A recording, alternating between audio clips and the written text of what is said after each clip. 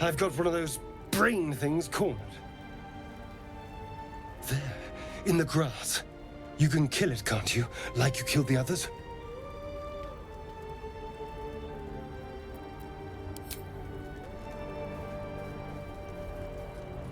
There. Can you see it?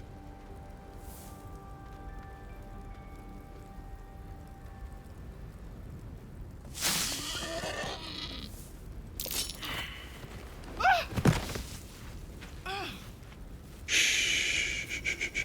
Not a sound. Not if you want to keep that darling neck of yours. Now, I saw you on the ship, didn't I? Nod.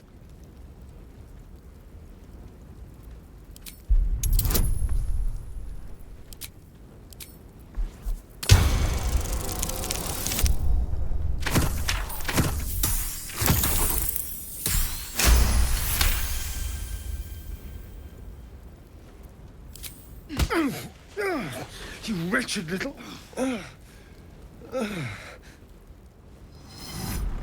Your mind twists. You're looking out of unfamiliar eyes, prowling dark, busy streets. You try to hold the memory, but it fades to the worm. The light, the fear. What was that? What's going on?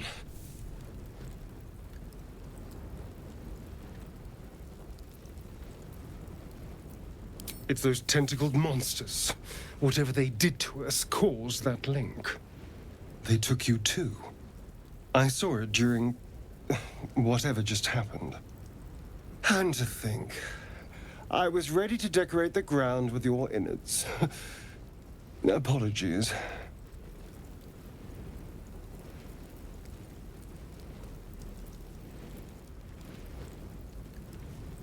Indeed we are. Please, allow me to introduce myself.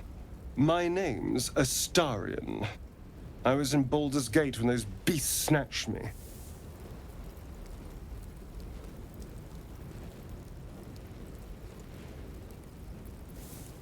A pleasure. So, do you know anything about these worms? Turn us into...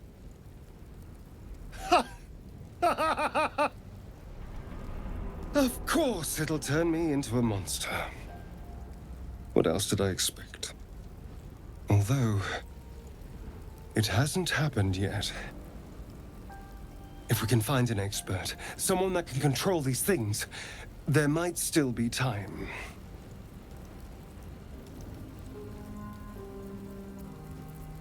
Well, yes, of course. But first things first. You know, I was ready to go this alone. But maybe sticking with the herd isn't such a bad idea. And you seem like a useful person to know. All right. I accept. Lead on. As he joins your side, your mind dances with thoughts of a perfect, pretty corpse.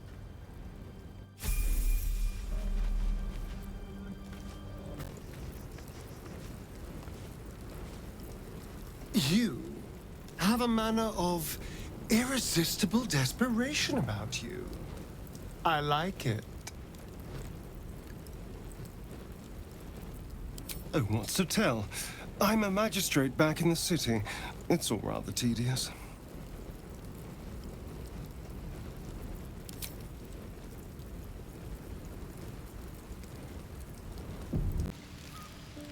So, we're resting here. Turning in for the night.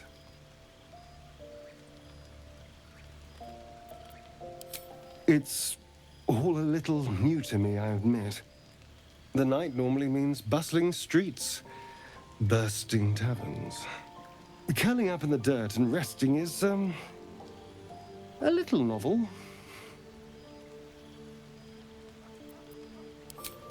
I'm in no place to rest yet.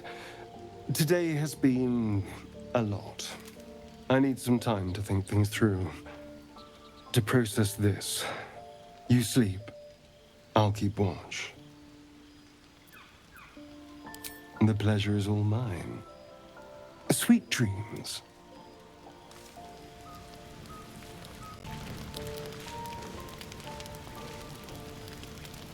So, not a tentacle to be seen.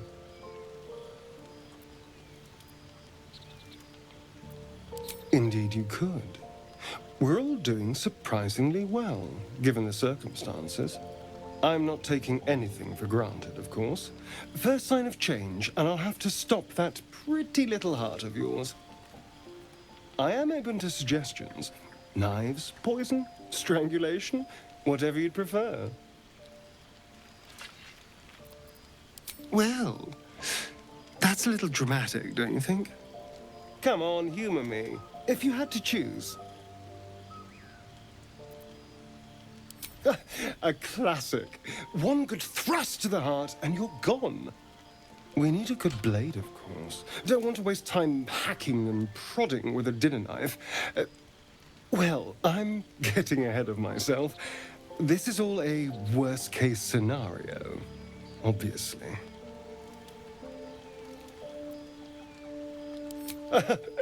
Oh, my dear. I'd like to see you try. Now, let's get some rest. The sooner we start tomorrow, the better our chances of keeping this hypothetical.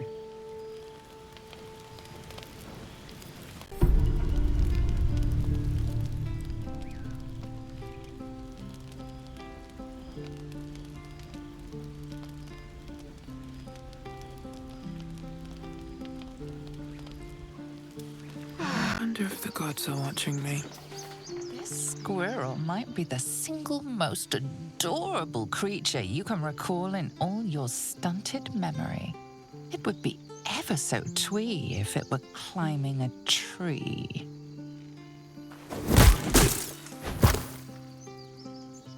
Do you always take on such terrifying foes? You stare at the body before you. You have no idea what just happened.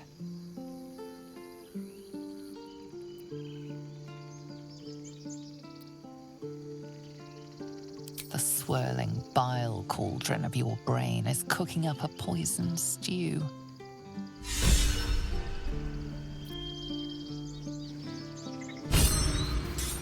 Huh. You look rabid, pained, sick. You're spasming and twitching. The poor thing.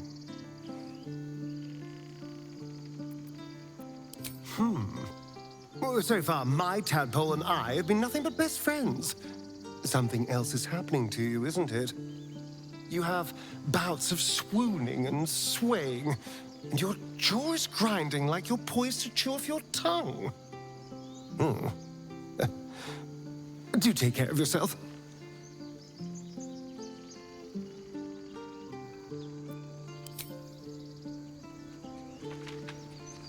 Strange. It looks healthy, but it's stone dead. Who cares about some pig? The pig's dead, my friend. Staring at it won't bring it back. Come on. We'll never fix these brainworms if we stop and gawk at every piece of carrion you find.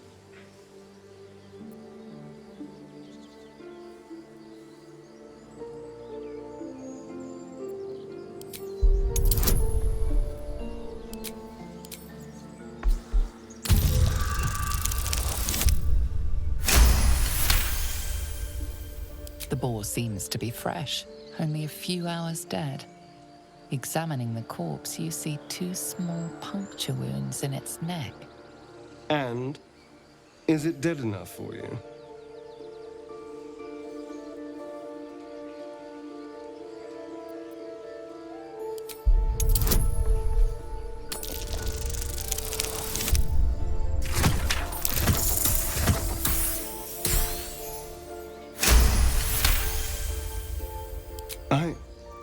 It's been drained of blood with wounds in its neck.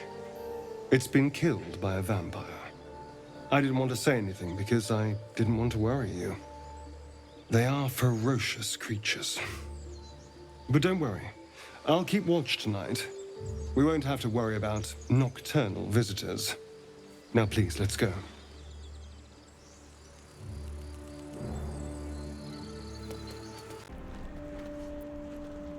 Ah, stranger. Forgive the aroma. You catch a waft of something foul, metallic, and sickly sweet. Powdered iron vine. An old hunter's trick. Most monsters will think twice before making a meal of me. You're a monster hunter. I'm surprised. I thought all Gur were vagrant cutthroats.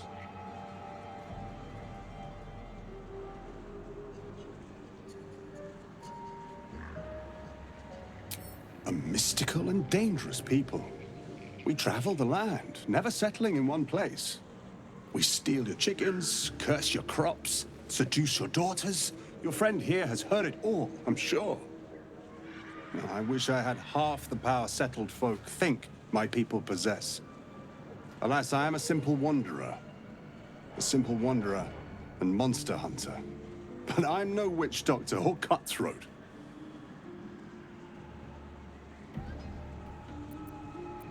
Something terrifying, no doubt. Dragon? Cyclops? Kobold? Nothing so dramatic. I'm hunting for a vampire spawn. I fear he's gone to ground. I hope the hag of these lands can help me flush him out. If I can afford her blood price. A vampire spawn? Why? Just so. Vampires are godless parasites. We do not need a reason to destroy them. But in this case, it is a sacred mission from the head of my tribe. She sent me here to capture the beast and return it to her. Capture? And bring it where? Baldur's Gate. My people wait for me there. Under all the smiles, you can feel Astarion's tension. He's coiled like a spring, hand inching towards his weapon.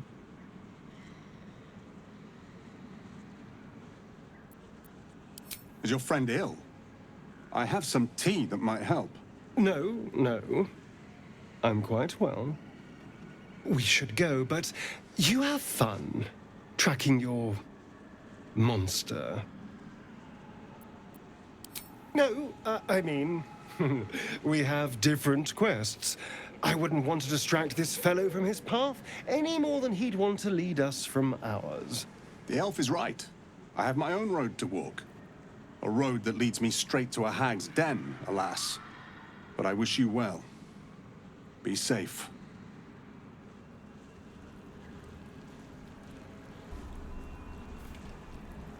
Yes? We're not wandering these wilds looking for stimulating conversations. Of course my knife was ready. The Gur are duplicitous. I've had my share of run-ins, so caution is only natural.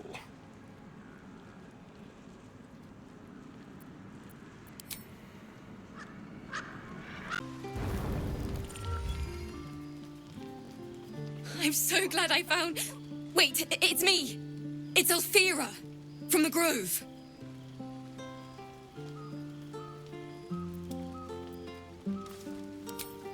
I'm sorry for barging in like this, but I had to come find you. You've... well, inspired me. I want to stand on my own 2 feet, to prove that I can be half the Bardley Harla was. I want to join you, to fight by your side. I want to help people, as you've helped me. True, but I'm a bard, remember? I want to do more than sing about other people's adventures. I want to make my own stories, and I can't think of anyone else I'd rather share that with.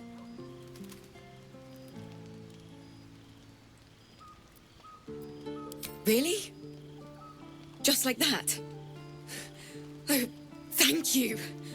Thank you so much.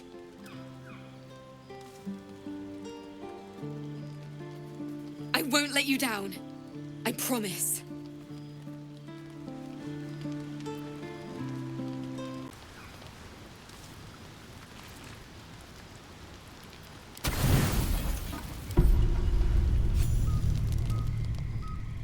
You open your eyes with a lurch, and you are not in your bed.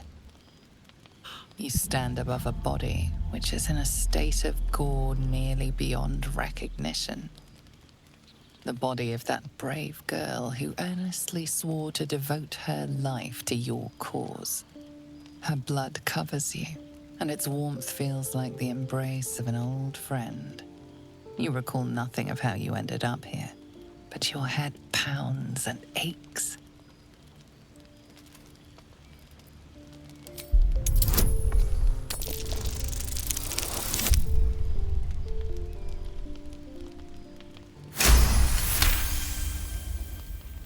There are dozens and dozens of wounds on the corpse. The killer did not stop savaging it, even when she was long gone. And your dominant arm aches. It aches from stabbing over and over. No matter how it appears, the body is there, and her blood is on your hands. The question flows through your mind. Who are you, really, that you could be guilty of such bitter business?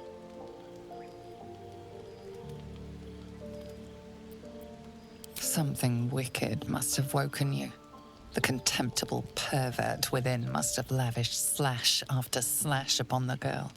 But where, oh where could that monster have come from? If only you knew yourself better. You don't have much time for reflection now. You need to act.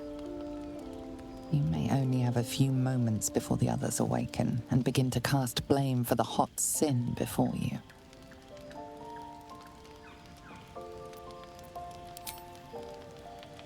Your misdeed is bright and clear as the dawning day.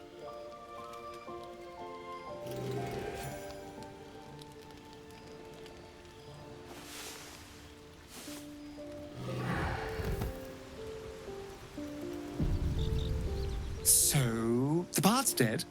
Slaughtered, even. And it was your lovely voice that woke me. So? And I can't help but notice that you're positively drenched in blood, so... It's time to start talking. What did you do?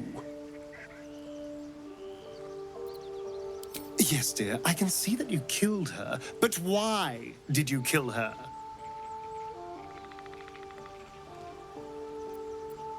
Look, I know I have a casual relationship with murder. I don't remember everyone I've killed, but I do remember everyone I've killed in the last 5 minutes.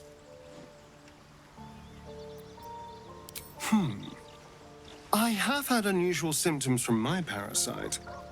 Perhaps this is a side effect of yours. I'm just not sure where this leaves us. It's hard to trust someone who blacks out and stabs you to death.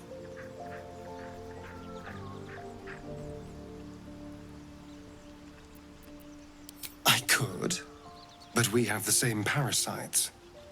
Maybe it'll happen to me next. At least together, we can keep an eye on each other. Even if the parasite caused your little episode, it had better not happen again. People can't just be murdered in camp. Some of us are important. An uneasy feeling lingers in the air. As the Inquisition departs, you are left alone with a familiar headache. Every one of your instincts screams against the saccharine thought. You feel close to fainting again.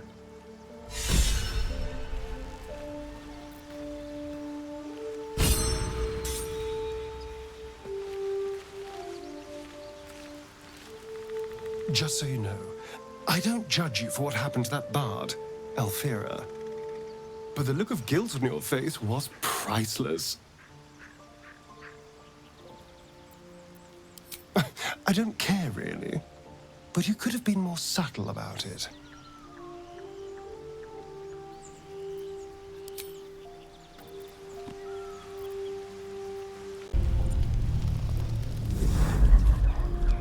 Tonight, you can't chase the thoughts of that poor girl you killed from your head. You wonder what she looked like as she died. Squirming, skewered in abject agony.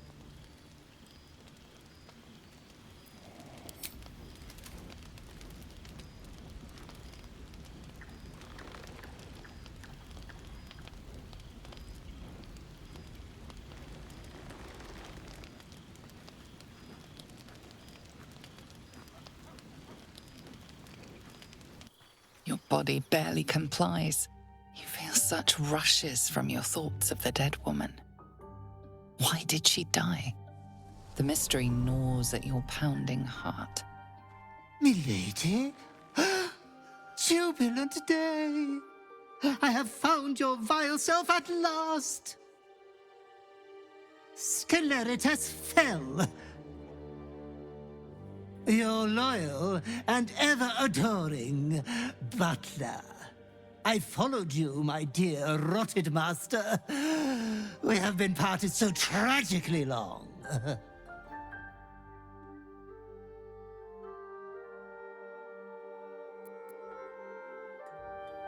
We are in a place darker than any prison, hotter than any fire, where the souls of the innocent scream in sacred agony. Your flayed and putrefied heart, thump thump. I found you following the stench of that bard. She reeked across the coast like a piece of dog muck on the road.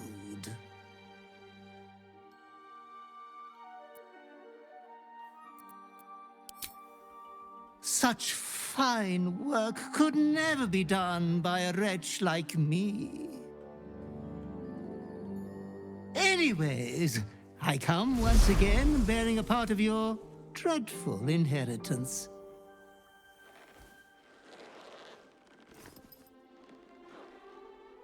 You earned this iniquitous prize through your great show of exceptional violence the other night.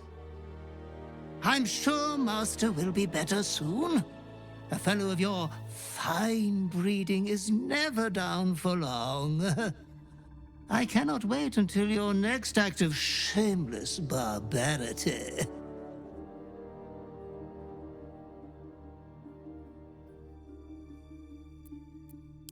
Oh, it was wonderfully disgusting, wasn't it? Be true to yourself, my lady.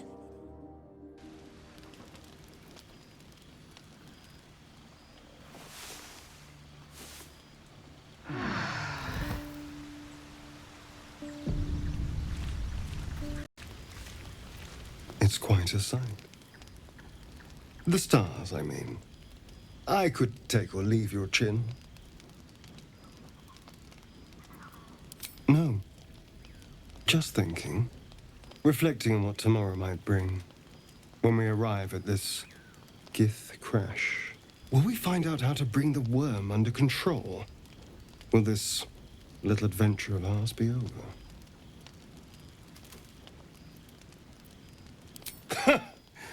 Why not?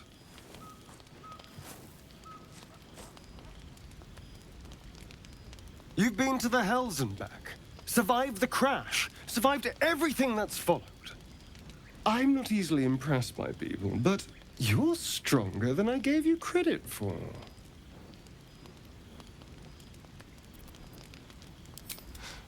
You have your charms. More than you think. The smile on his pretty lips is a touch too composed, a bit too perfect. He may not mean a word he says.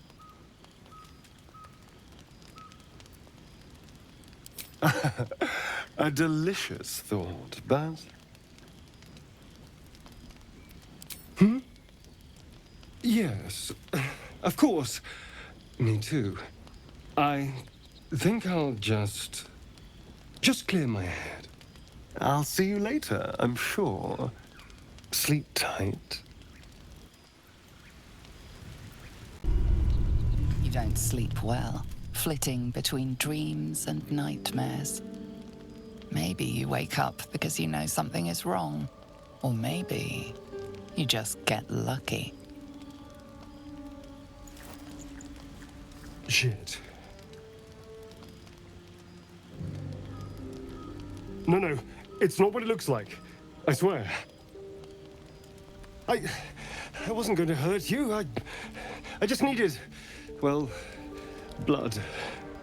There, in the dim firelight, you see him for what he really is. A vampire, a slave to sanguine hunger.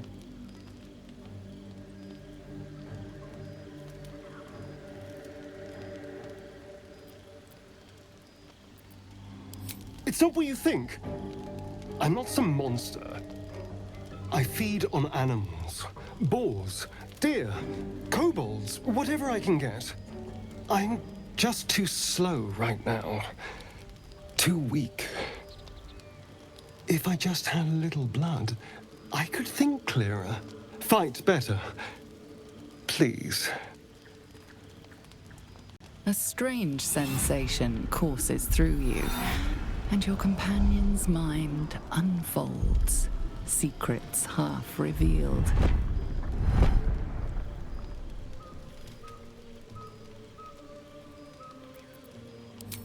At best, I was sure you'd say no. More likely, you'd ram a stake through my ribs. No. I needed you to trust me.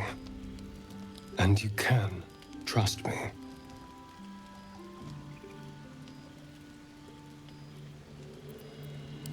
Thank you. Do you think you could trust me just a little further? I only need a taste. I swear.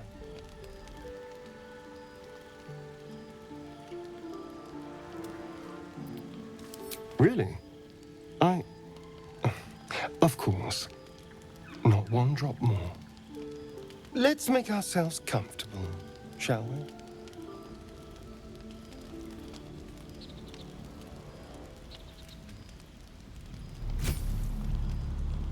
It's like a shard of ice into your neck, a quick, sharp pain that fades to throbbing numbness. Your breath catches, your pulse quickens.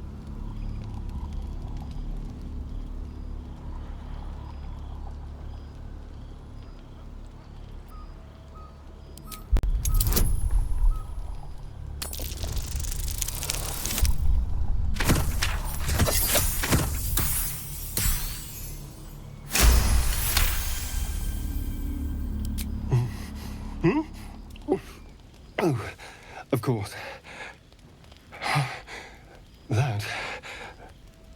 That was amazing.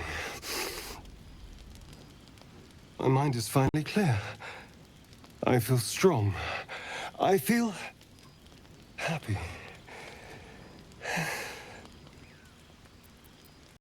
Shouldn't take long. So many people need killing. Now, if you'll excuse me, you're invigorating, but I need something more filling. This is a gift, you know.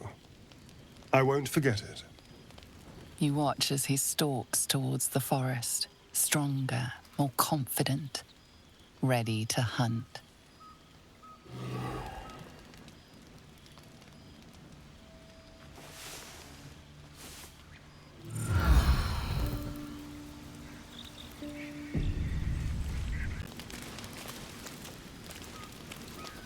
There you are. I was just thinking about you. And that delicious moment we shared the other night.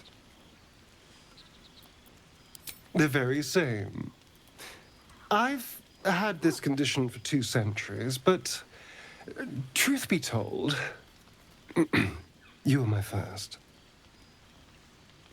In all these years, I've only ever fed on beasts.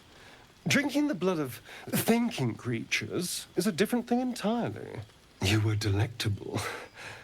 And now I can't help but wonder how the others taste. Don't worry. There's enough of me to go around.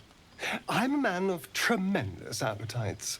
I don't think they'd volunteer, of course. But it doesn't make me any less curious. Take Gale, for example. He strikes me as someone whose blood is rich, refined, like well-aged brandy. But Karlak, a tiefling seasoned by hell's fire. What could she possibly taste like? Oh, well, that sounds very appealing. I'm almost convinced.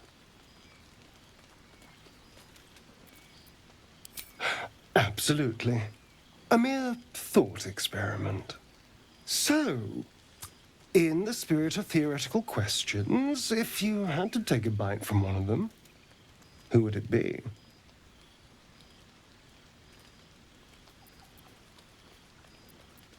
Oh, I'm flattered. Who knew you had such taste? Unfortunately, all this talk is getting me hungry. I better find something I can actually sink my teeth into.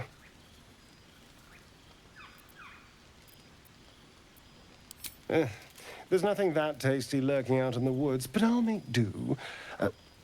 Sweet dreams.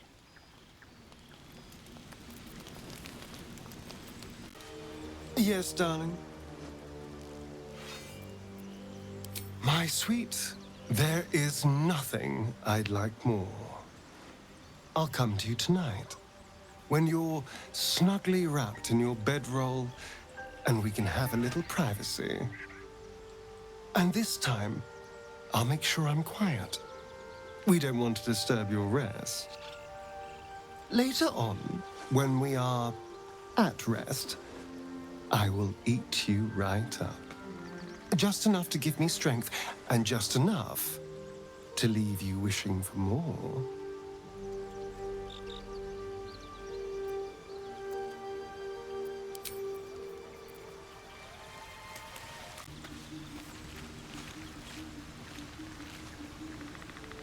Good morning. How do you feel? It'll pass. Just be glad I'm not a true vampire. A bite from them and you might wake up as a vampire spawn, like my good self. All of a vampire's hunger, but few of their powers.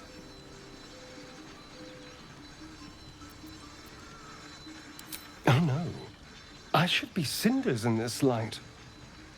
I hadn't seen the sun for 200 years before we crashed here.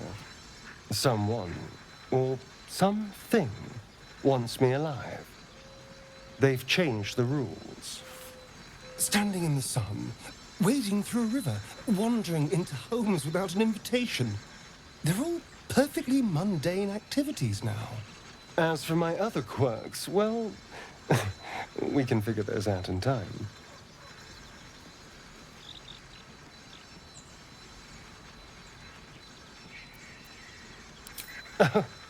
You're such a sweetheart.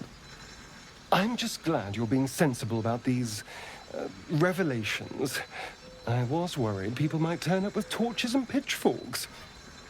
Although there's still time. Well, we all have a monster inside us. Of one sort or another. I'd just better not wake in the night to find fangs at my throat. Quite the opposite. I'm here in the spirit of openness and honesty, to work together as a team.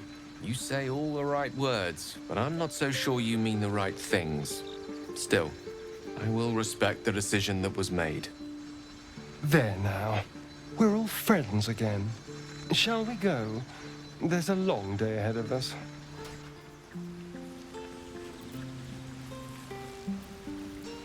Darling, I was just thinking about you. Remembering our time together, the things we've shared. And I don't just mean that lovely neck of yours. I'm growing to like the whole package. Honestly. And you clearly like me too. So...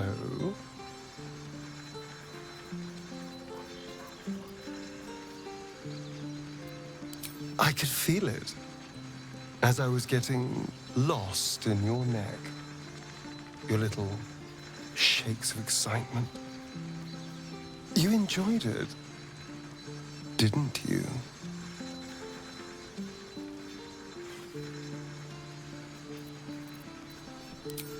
You don't have to say a thing. I already know how you feel. Because I feel it too.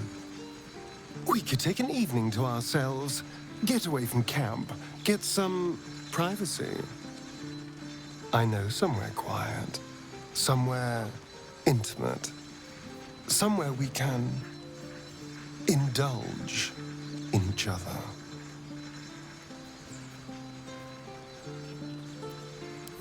Thank goodness we're all such good, trusting friends, then. On my honor, the only thing on my mind is depraved carnal lust. Wonderful. I just hope we don't have to wait too long before we can steal away. But once we can, I promise you a night you'll never forget. See you there, lover.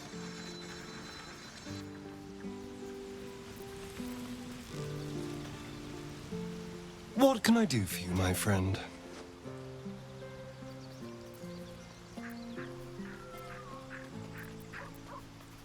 We can't. And yet I cross the threshold like moonlight through leaves. This worm is a powerful little beast, isn't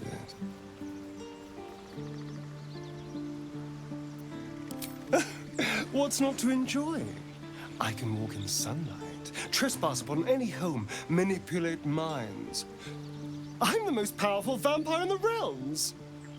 Granted, the looming doom is an issue, but why not enjoy the benefits while we can?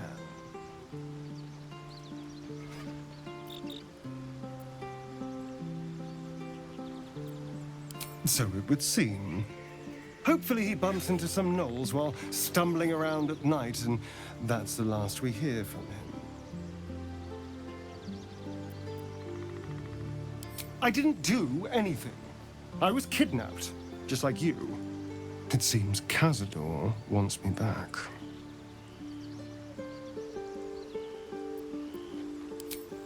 Cazador Czar is a vampire lord in Baldur's Gate, the patriarch of his coven, and a monster obsessed with power. He turned me nearly 200 years ago. I became his spawn, and he became my tormentor.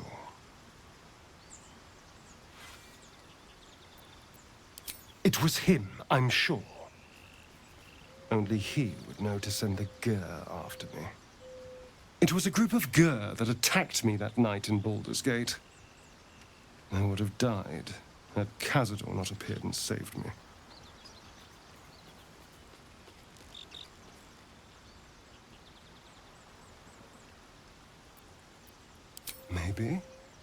Maybe he was just drawn to the smell of blood.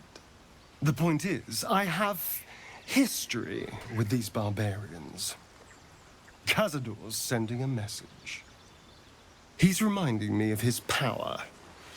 Even in the middle of nowhere, he can reach me. And he wants me back.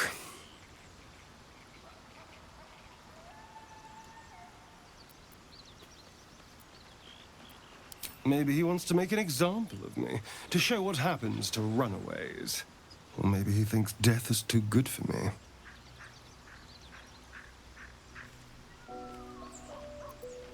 Aha! Safe! You think I'm safe? Do you know the power a vampire lord possesses? He can change shape, turn into mist, call walls to do his bidding, shrug off blows like they're nothing. He could walk into our camp tonight and kill you with his bare hands. And you'd be lucky if death was the worst thing that happened to you.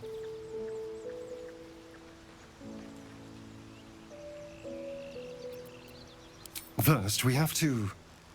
I don't know. Well, if we kill his lackeys, he'll just send more. We just have to be vigilant, keep our wits about us, and kill any monster hunters on sight.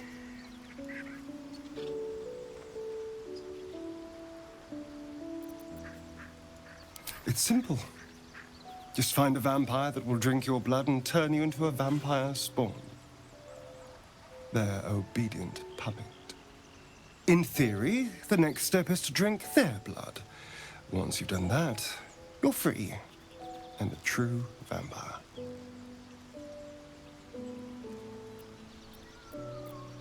Free and a true vampire, capable of creating my own coven. Yes. Although, I'd settle for just killing the bastard. I wouldn't be a true vampire. but I'd be free of him.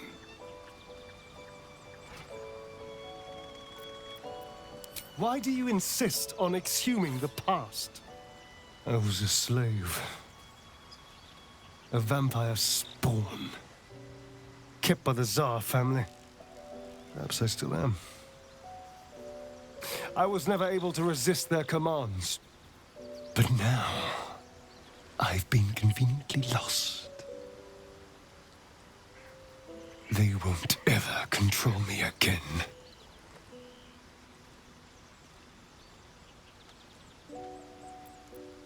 I won't lie.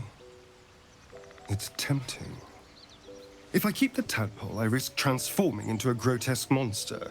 If I lose the tadpole, Cazador has control of me, body and soul, and I return to the shadows. It's grim either way. So why not sell what's left of my soul to a devil? Better he has it than Cazador.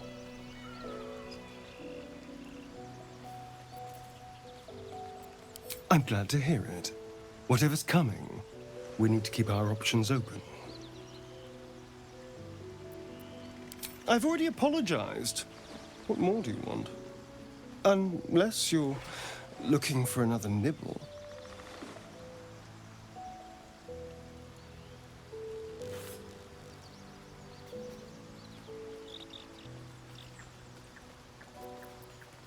Maybe. But there won't be any more midnight surprises. I can promise you that.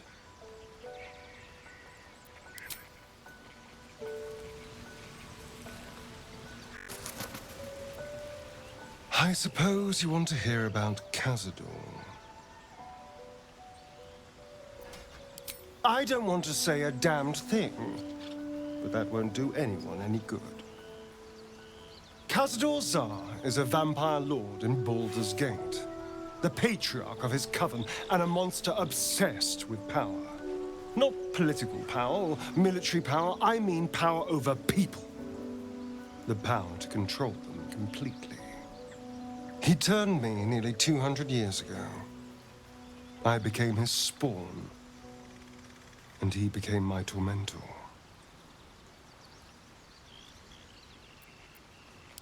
Not him, no.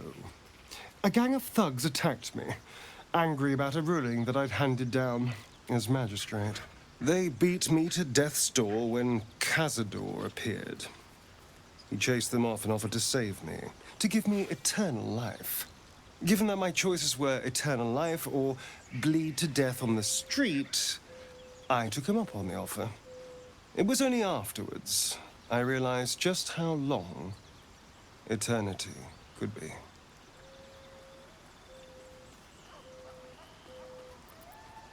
A vampire's spawn is less than a slave. They're a puppet. We have no choice but to obey our master's commands. They speak, and our bodies react. It's all part of the deal. Sometimes he'd order us to submit to torture.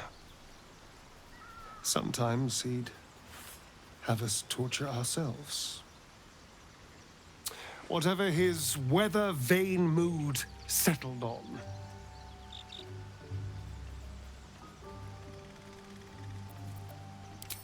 Thank you, but this isn't about sympathy. It's about knowing what we might be up against. The Mind Flayers aren't the only monsters out there. They're not even the only ones hunting us.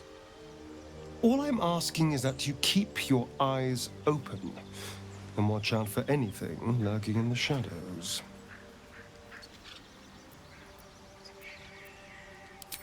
What more could I ask? Now, is that all?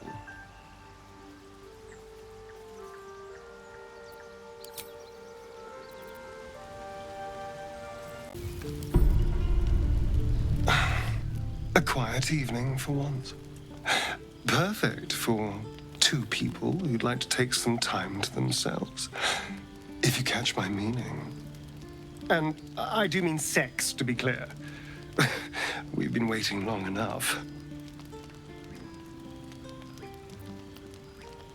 Of course, only if you want to. But trust me, You do want to.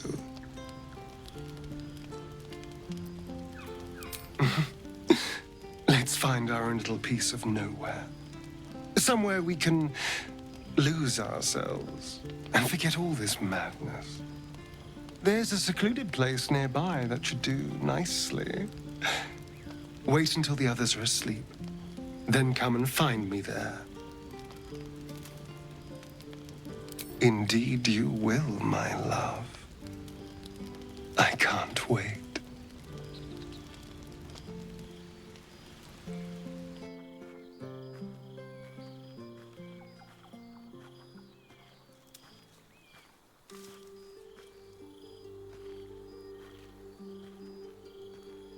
There you are. I've been waiting. Waiting since the moment I set eyes on you. Waiting to have you.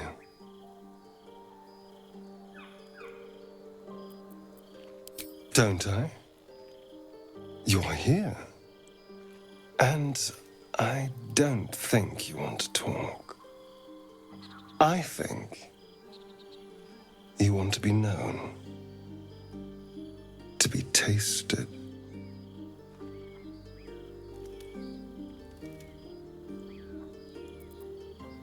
What do any of us want? Pleasure. Yours, mine, our collective ecstasy. That's what you want, isn't it? To lose yourself in me.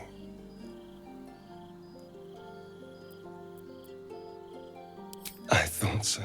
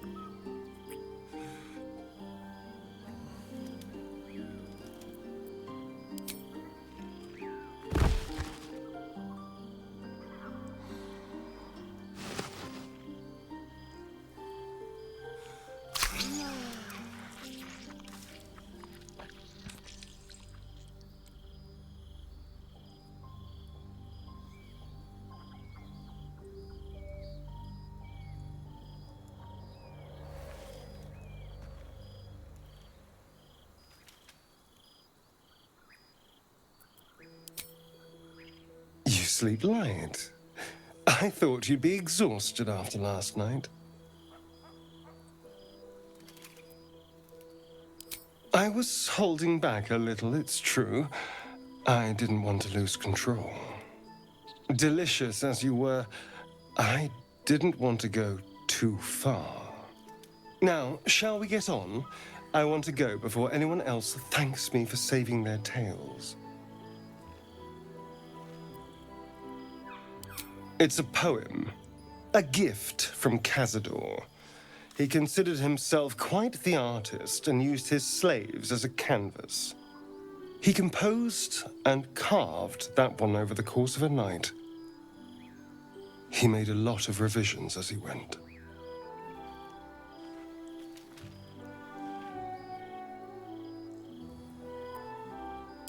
Infernal? Who knows? The bastard was insane. Now let's go. We've wasted enough time already.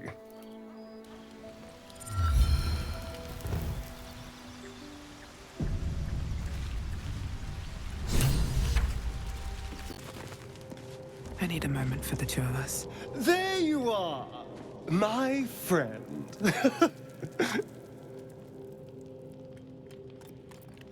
Are you now? Don't make promises you can't keep, darling. Thankfully, I've had my needs met this evening. I found a bear. He took a little of my blood. I took all of his. You're comparing plonk to vintage wine. You can make merry with either, but they're not the same. But Cazador fed me rats and bugs. And when you're used to drinking from a sewer, even plonk is a marked improvement.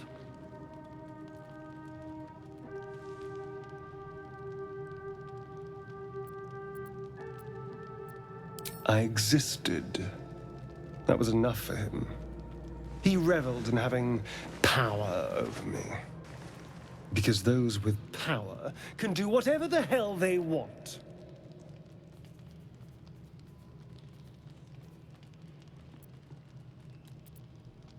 Well, yes. You can't look at the world and tell me I'm wrong.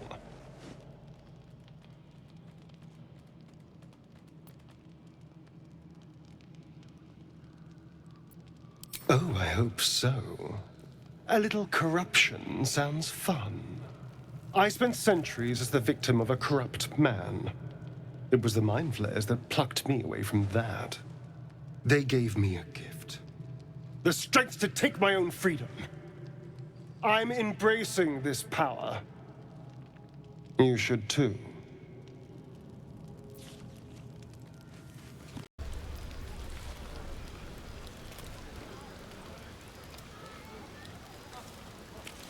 Here's my little treat with their cheeks all flushed. You will come to my bed tonight, won't you?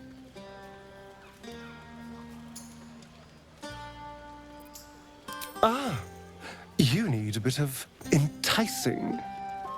Let me see. How about this one? All these accolades from the Tieflings are nothing compared to the sound of my name, cried from your lips.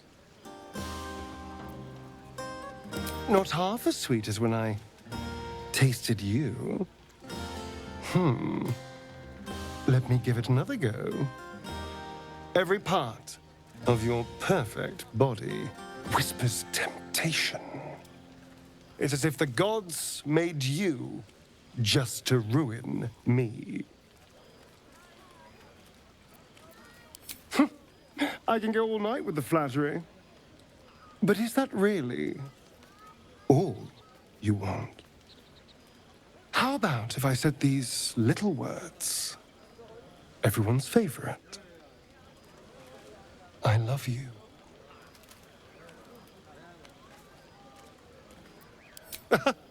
I am. It's hard not to with you.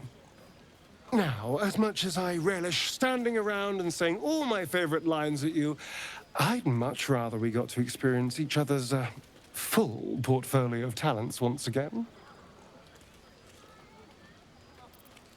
I'll be waiting.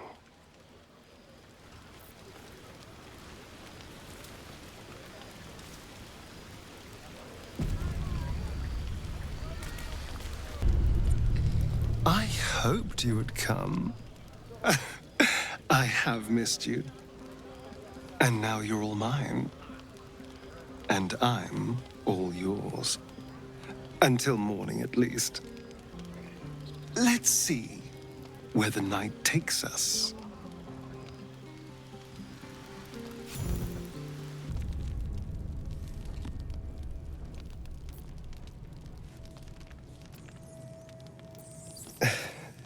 A line with a fork and 1, 2, 3 dots. Bloody infernal. How was anyone meant to read this garbage?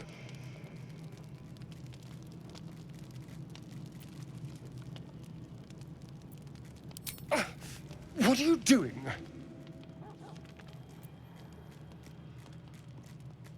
It's, well, I have no idea.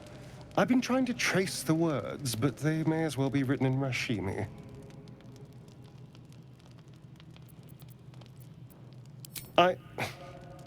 This isn't your problem, you know.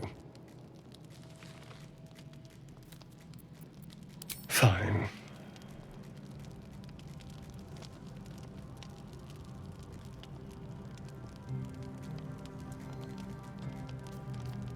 The jagged script is definitely infernal. a language you know all too well. The lines describe oaths and the fires below, but the language is fragmented and strange. This is just a piece of a larger text. And? What does it say?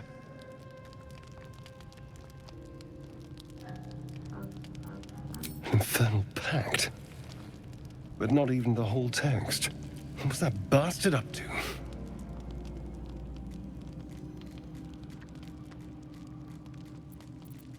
More dangerous than you thought, perhaps. I never had any doubt.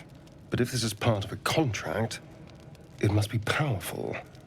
Or valuable. Or both. No wonder he wants me back. What have I run off with? No. I could have missed it, of course, but I doubt it. Cazador was only figuratively hellish. There were never any devils hanging about the crypt. Whatever he's left carved in my flesh, it's a mystery to me. Thank you, by the way. This is... well, it's something.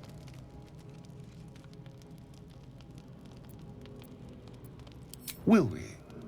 How sweet.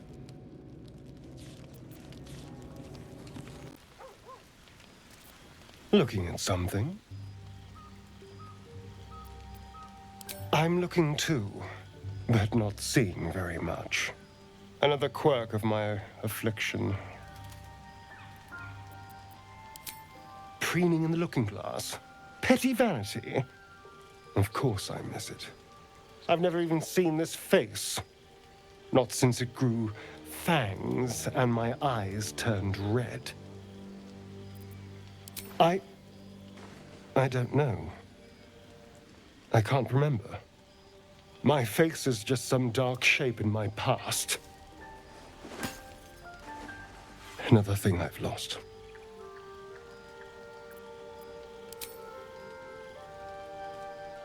What? I want to know what the world sees when it looks at me. What you see. Oh. Go on. Very good. Now just tell me I'm beautiful and we can call it a day. Observant. Mirrors aren't much use, but being reflected in someone else's eyes? Well, I could do worse.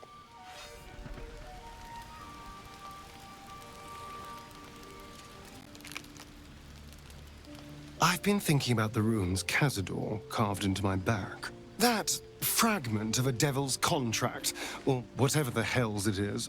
I'm afraid that through those runes, somehow, Cazador might still be able to dominate me. Any excuse to get my shirt off, I see. But no, I don't think another viewing will serve any purpose. I need someone with a little more expertise. Our devilish friend, Rafael. If anyone's going to know about infernal contracts, he will. Well, we won't know until we ask now, will we? Unfortunately, he comes and goes in his own schedule, so we'll just have to look out for any sulphurous odors or the sound of questionable poetry. Meanwhile, I think I'll spend some time studying the art of infernal negotiations. I did miss that face, you know. It's not a plan yet. More a feeling. Just an itch at the back of my mind. But I know I'm missing something. Whatever Cazador did to me, it was more than his usual sadism. It had purpose. Once I know what that purpose was, maybe a plan will present itself. But for now, I just need to scratch this itch. I was just wondering when you'd invite me back for a bite.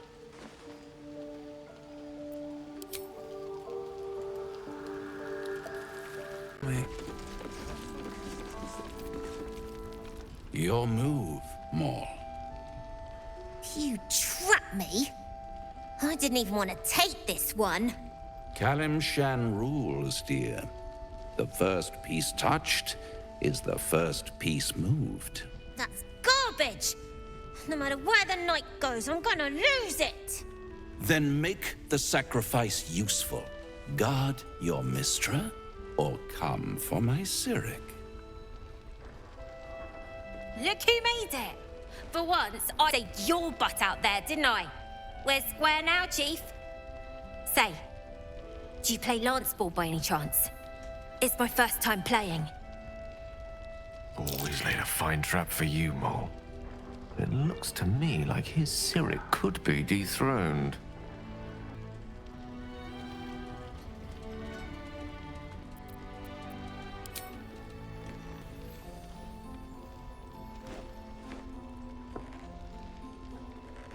My, the Thescan double counter gambit. Vicious. Exactly what I would have done.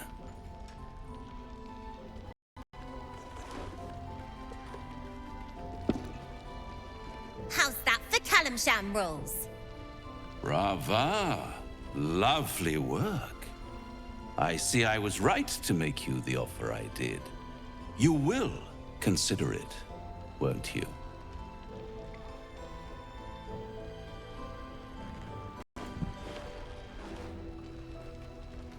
What a lovely specimen she is. A blushing apple begging to be plucked. Thescan move suggestion was inspired. I had no idea you played. Don't I? Indeed. But don't you worry about Moll. It goes without saying she still has the unconditional freedom to choose the only option she has left. Now, let's talk about you. I sense there's something you want to ask me. I do. I have a proposal for you. A proposal?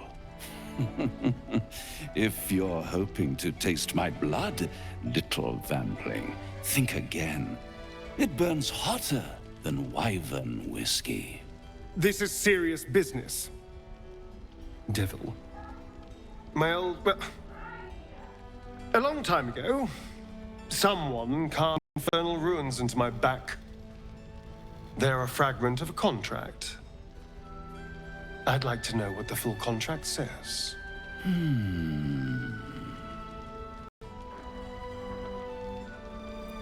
Really? It's something very important to your master. But is it a love letter, a warning, or a deed of ownership? I could give you all the gory details. But of course, you'll have to do something for me first. Let me think about it and get back to you. You'll get back to me. This is important, Devil. When? Don't worry, I'm motivated to help you. Scars often tell such wonderful stories. I think yours might be truly exquisite.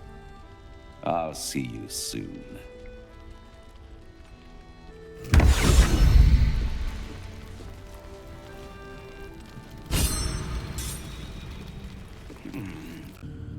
So this is the abode of our dear Absolute. It's about as cheerful as expected.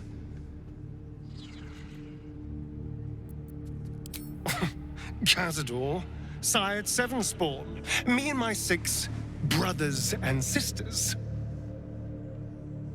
He always insisted we were a family, even when he was carving scars into our flesh. I was one of his first. Some of the others came years later. He was a monster to us all. but did take special pleasure in my pain. He said my screams sounded sweetest.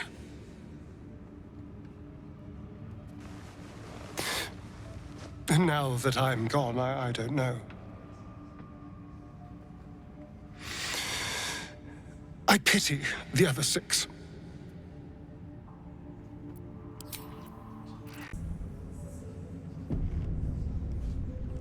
I should speak up. Araj Oblodra, trader in blood and the sanguineous arts. It is a pleasure to stand before a true soul, and your pale companion. I'd like to offer my services, if you're willing. I trade in blood, and the potions that can be wrung from it. I'm more than happy to make you one, if you'd honor me with your blood. With 1 drop, I can brew a rather potent potion for you. The rest, I keep for myself. No idea, but it will be unique to you. Your blood essence and the Absolute's blessing intertwined. We can learn exactly what that means together,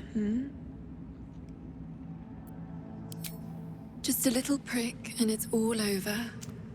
Close your eyes. There we are. All of your very best traits in a bottle. Use it well. Although perhaps there's one more thing we could discuss. Your friend. He's a vampire, no? Or one of their spawn, at least. Oh, don't worry. We're all friends under the Absolute. I won't bite. Oh, I'd prefer if you did. I assume he belongs to you? I'm sure he really believes that. How utterly adorable. Do you have a name, Spawn? Astarion, but hold on. Good. Now, Astarion. I've dreamt of being bitten by a vampire since I was a young girl. I'm sorry, you want to be bitten? To feel your life's blood slipping away. To dance on the edge between life and death. Yes, I want it. I'll even compensate you. A potion of legendary power that forever increases the strength of the one who consumes it. It's not for sale, but it's yours if you bite me. I will have to decline. Excuse me? This is a once-in-a-lifetime opportunity, and you're squandering it. I gave you my answer.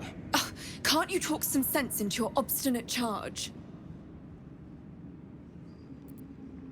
I'm sorry, but could you excuse us a moment?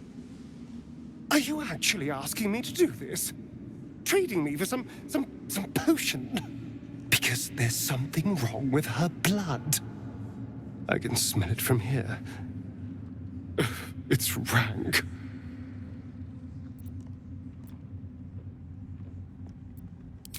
I can't say. It just smells wrong.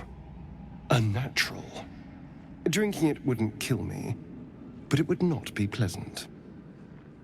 I don't have all day, true soul.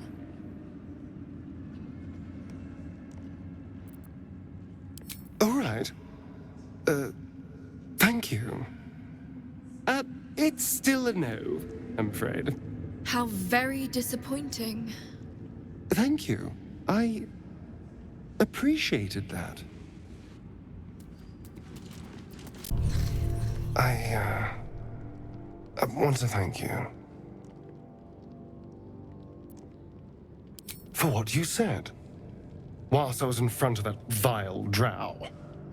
I spent 200 years using my body to lure pretty things back for my master. What I wanted, how I felt about what I was doing, it never mattered. You could have asked me to do the same. To throw myself at her. What I wanted, be damned. But you didn't. And I'm grateful. It's been so long since I've had to make these decisions for myself. I won't lie, it's a daunting prospect. It would have been so easy to bite her. To just go along with what I was being told to do. A moment of disgust to force myself through, and then I could have carried on just like before. Well, of course. I needed protection.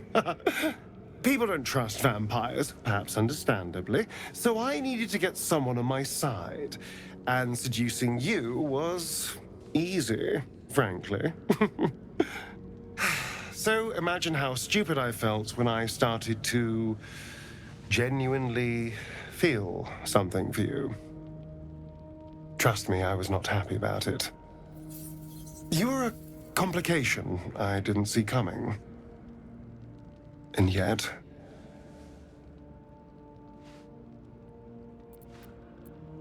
Really?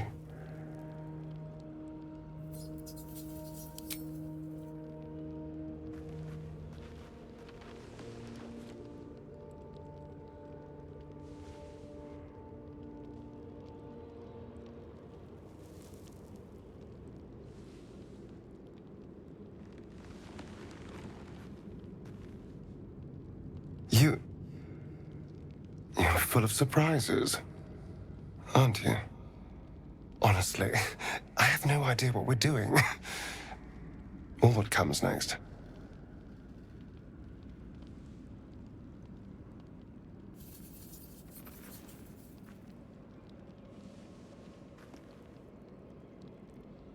But I know that this is nice.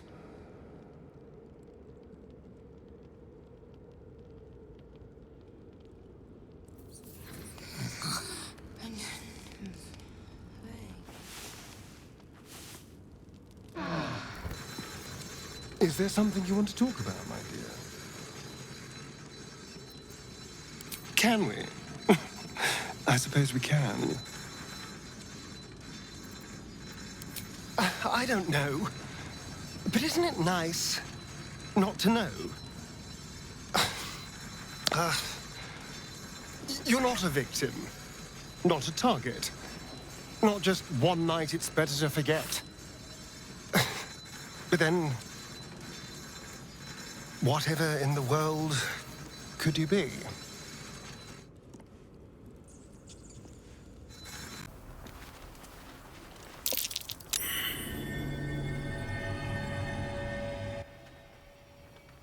Our hero thought but of treasure ahead, did not consider the peace of the dead. Through the dark she went creeping, and awoke what was sleeping. A new grave they dug, which she herself fed.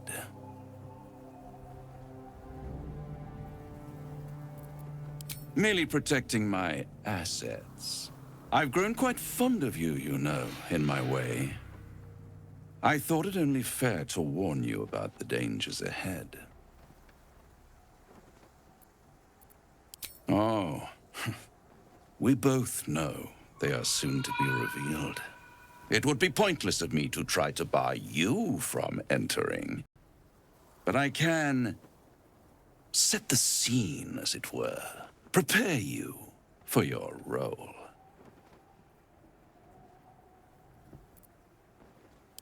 Ah, I had an inkling that was one of your main motivators. Delighted to see it confirmed. You're welcome to give it your best shot, of course.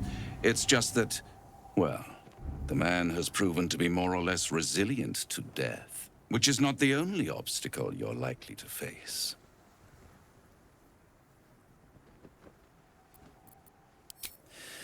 There is a stage down in the dark upon which a great drama has suspended itself in time. Its actors dwell there still, mired in the languor of their long, tired scenes. If you, however, through the dark, go creeping and awake what is sleeping, chances are many more graves than yours alone will soon be fed.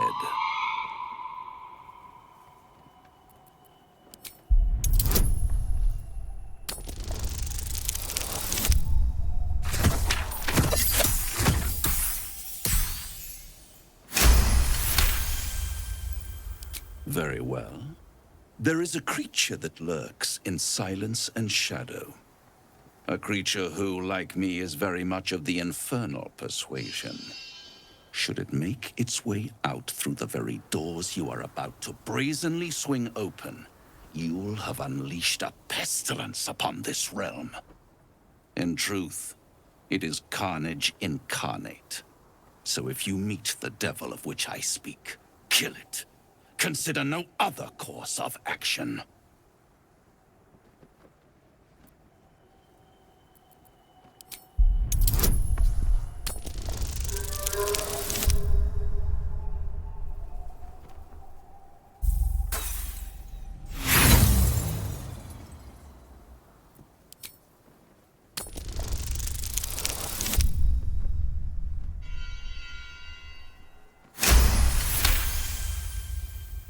This creature and I go back a long way.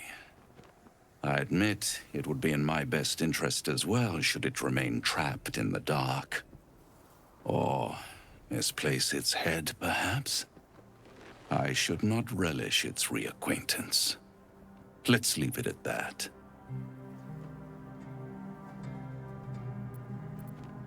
You have it in you to author a thrilling finale if you heed this warning. Do not underestimate this opponent. At best, you will have the blink of an eye to strike. Strike first, strike true, defy the odds, for they are distinctly in its favor. That much I owe the bastard to concede. And don't think I've forgotten your tale, Astarion. When the beast is dead, I'll consider that payment enough to translate those scars of yours.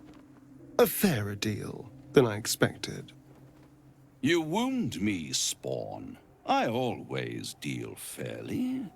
And will close this particular deal soon enough. Vanquish the beast, and all will be revealed.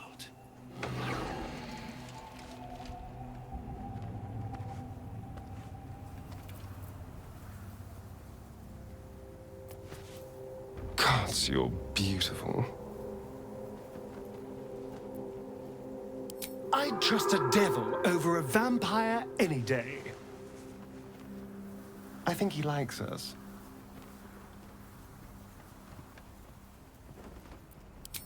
Fret not. My soul is quite safe. I am not about to swap one master for another. Even though he's using me, I'm using him too. And what do I care about this orphan's life?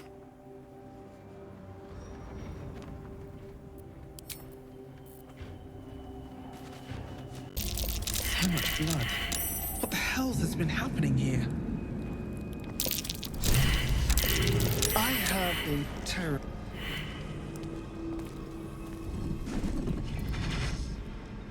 What's this? Fresh entertainment? But you're too fresh for this place, aren't you? There's a whiff of the surface to you. A new arrival, then. You burrow too deep, little rabbit. I don't talk to prey. There's something else, almost hidden by your fear stink. Cherries. Musk. And sulfur. Rafael! I can smell him all over you! Where is he? That perfume trickster swindled me. Trapped me!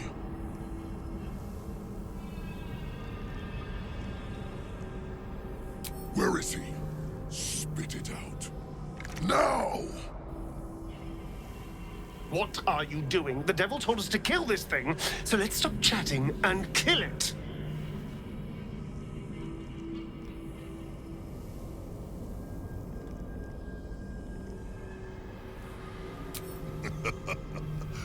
Bargaining, are you? A Karator warlord once tried the same. I made him watch, as I ate his concubines in young, then fashioned a codpiece from his skull. You can't help. It's not just walls that keep me here. Not the traps, the dark, or the creatures it hides. Something stronger holds me. A contract. Either I fulfill the contract, die trying, or forfeit my freedom. If I leave this place now, I'll become Rafael's slave.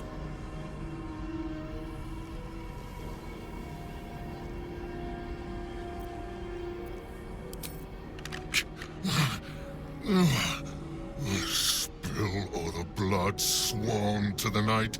Silence all prayers. Smother each rite. Wander Shah's halls, hungry to slay. Leave no justice here, alive to obey. Leave none to hear it, then be set free. This song is your oath. Swear it to me. Ah!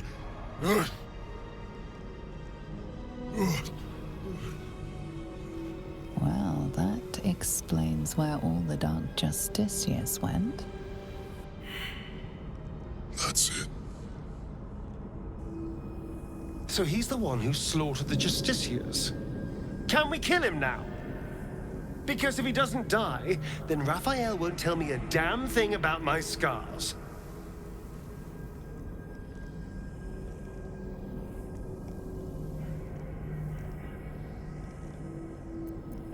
Asking why doesn't get me paid. Hunting and killing does.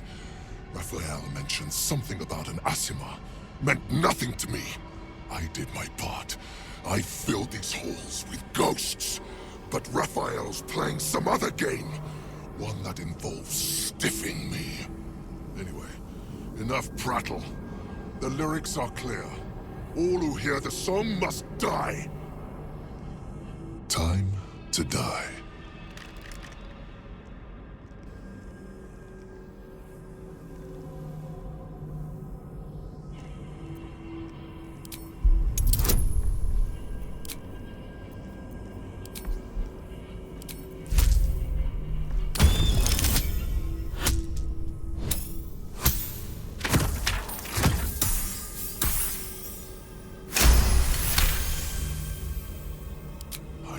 A century roaming these halls. I spilled every drop of Dark Justiciar blood that there was to spill. And you think you can do better? Go on then. I'll enjoy watching you fail. But try to run, and you will regret it. I may be trapped here, but I'm not without friends. If you break your word, they'll hunt you down and make your final moments a symphony of agony.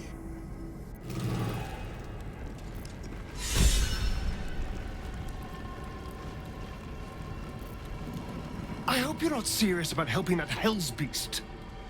We made a deal with Rafael. His destruction for the secrets written on my back.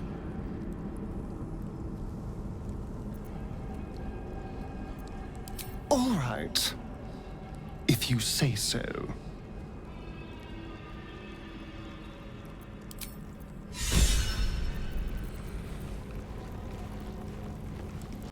Is there something you want to talk about, my dear?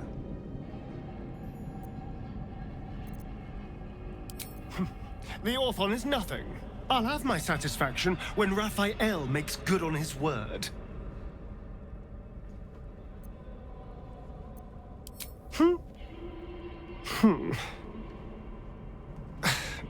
Thank you for helping me. It was very kind.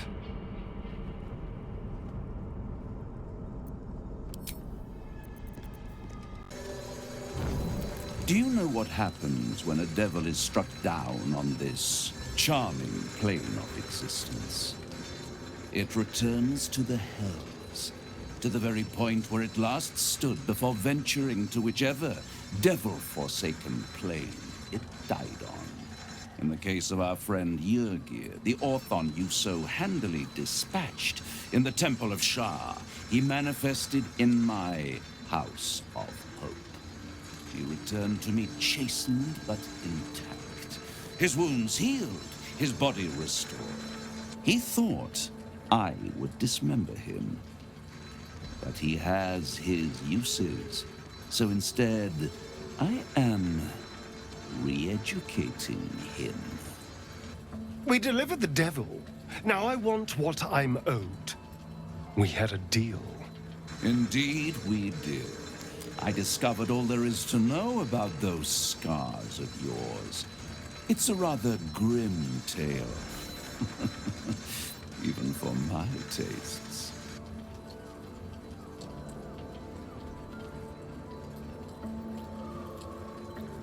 Even if I wanted to walk away from all of this, I can't. Cazador won't let me. And why would he want to walk away? This is his destiny. As you know already, your precious skin is home to one part of a contract between the archdevil Mephistopheles and your former master, Cazador Zar. In full, the contract states that Cazador will be granted knowledge of an infernal ritual so vile it has never been performed. The rite of profane ascension.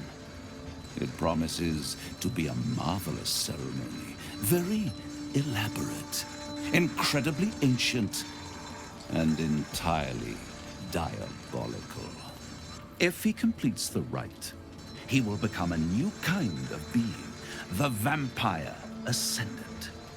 All the strengths of his vampiric form will be amplified, and alongside them he will enjoy the luxuries of the living.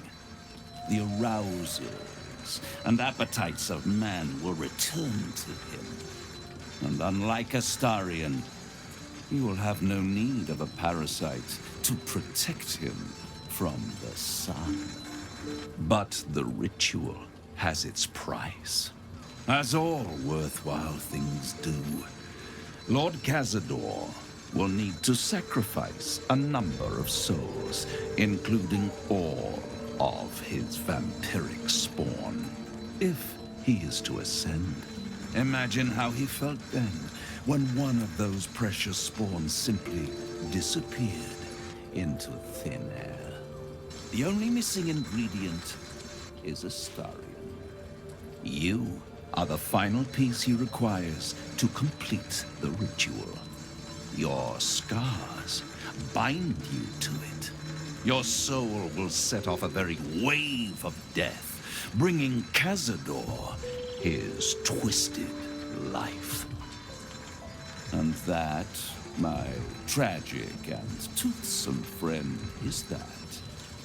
Now, if you'll excuse me, I have business elsewhere.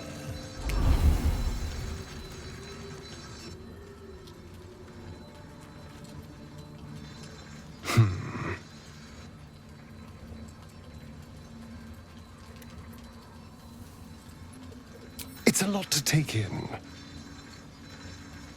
What do you think I should do?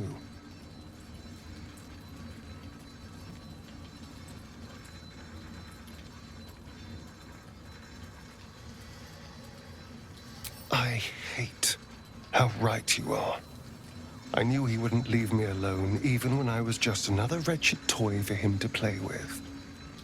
But if I'm the key to this power he craves, he'll hunt me to the ends of Faerun. I need to take the fight to him, and I need you to help me.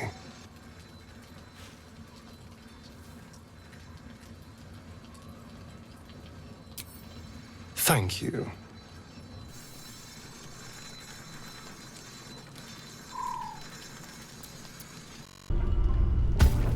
Your stomach churns around and around. The bile within is unsettled. Each moment brings a new surge. Your companions sleep like blissful lumps of meat.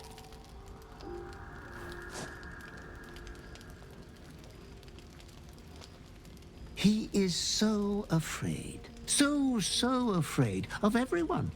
Besides you, who he ought to fear most. You could do so much better, milady.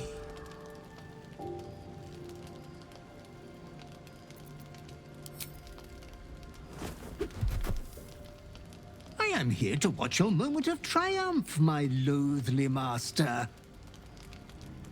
Your clever mind is penning tragedy as we speak. Your repressed urge yearns to kill. And kill you will.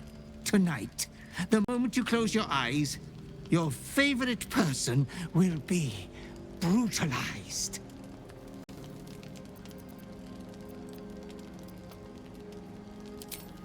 We all kill what we love most. In time. You like him for more than his looks, but he will never believe that. Why not make him a pretty corpse?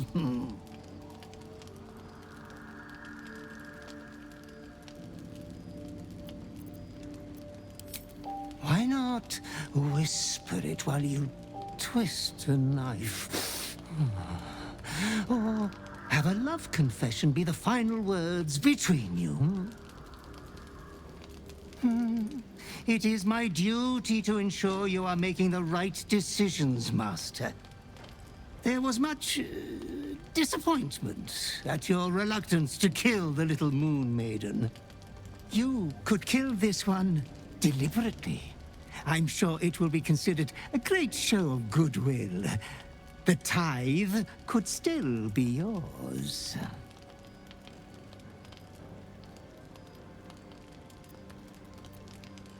I do not doubt you will act with a decorum befitting one of your rank. Good night, sweet lady. Your companion rests blissfully, without a fear in the world. As your hand approaches his body, it wavers. It longs to close around his throat.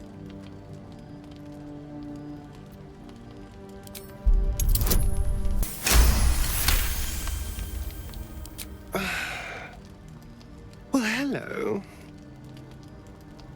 Looking for a cuddle? Although, you don't look entirely yourself. What's going on in this head of yours?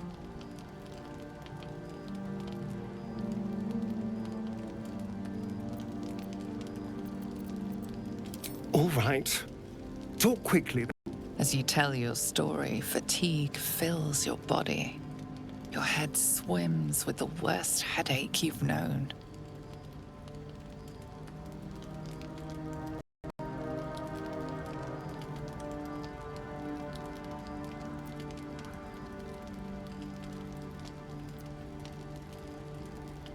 How flattering. And disturbing. You could have talked to me before things got murderously bad, you know. We are technically in this together.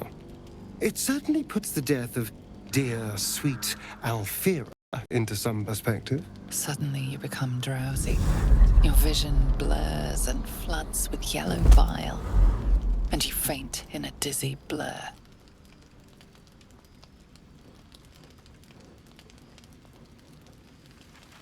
You are not yourself. All control is gone. This thing won't have you. It won't win.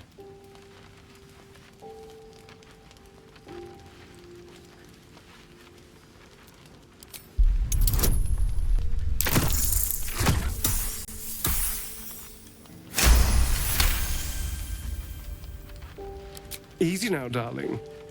You've got this. And I've got you.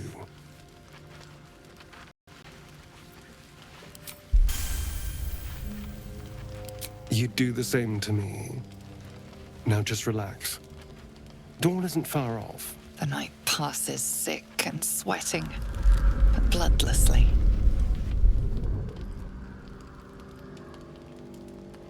You once again inhabit your own mind.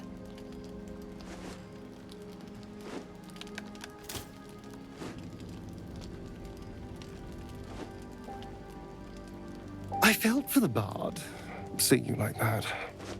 Poor Alfera never stood a chance, did she? Now that you're back with us, we need to have a talk.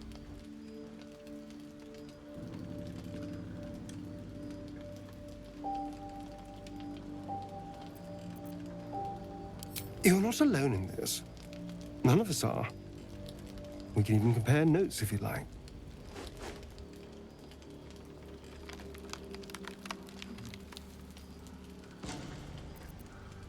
I don't hate you, because this is not you. But whatever this is, you will get through it. And I'll be here to make sure you do. Anyway, it's a brand new day. I'm sure we'll find lots of people for you to kill.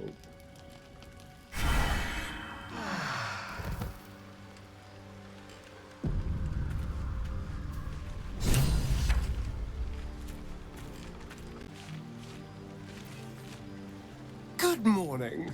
Thank you for not killing me the other night. Are you all right now, or is today a I will wed you with a delicate veil of blood blooming over your white curls kind of day?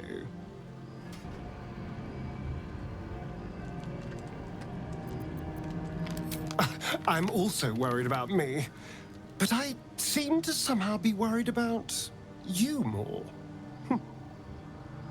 You give me something to care for, and that's worth the peril.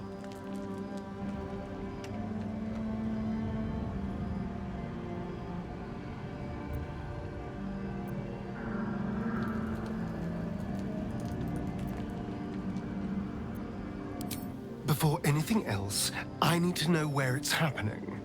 To the public, Cazador is an ordinary noble. A little reclusive, perhaps, but just another of the great and the good of Baldur's Gate. He has a grand palace on the hills of the gate, where he hosts the city's high society. I don't know if he performed the ritual there. It feels too public. It'd risk exposure. I know. Subtle, isn't it?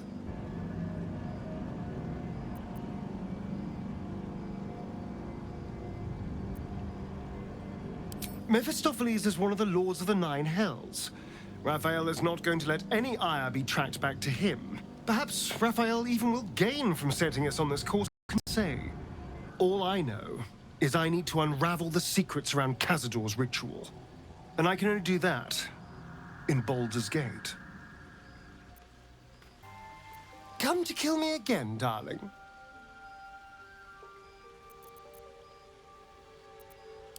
The thing that will decide my fate forevermore. Yes, it's been on my mind. Why?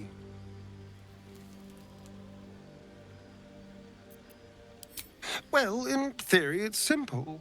Destroy Cazador, stop ritual. That's assuming we want to stop the ritual.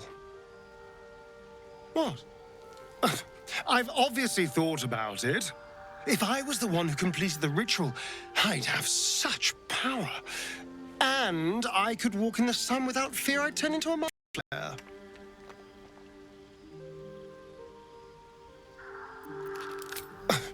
I don't relish it, but my siblings lured thousands of people to their deaths over the years.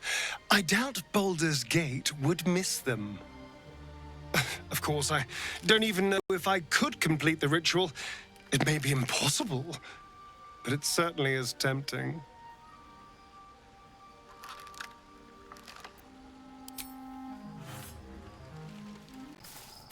So, we owe our lack of tentacles to one of the very creatures that kidnapped us.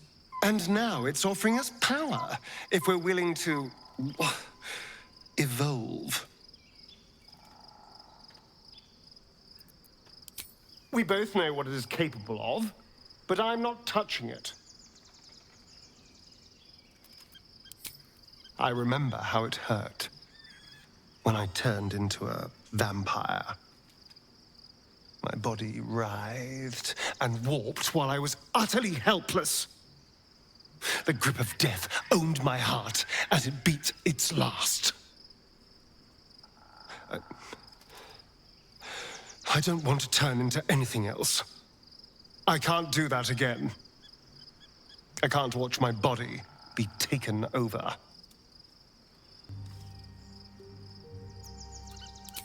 I had nothing for so long. Nothing. Not even my own body. I will not give it up. Now it's mine again.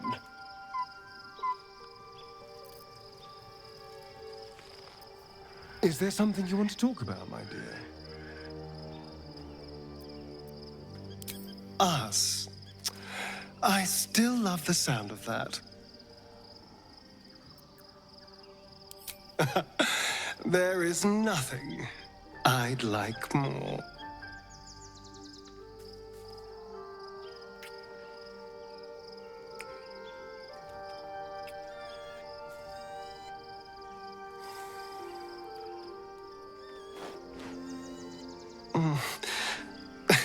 I do rather like that, you know?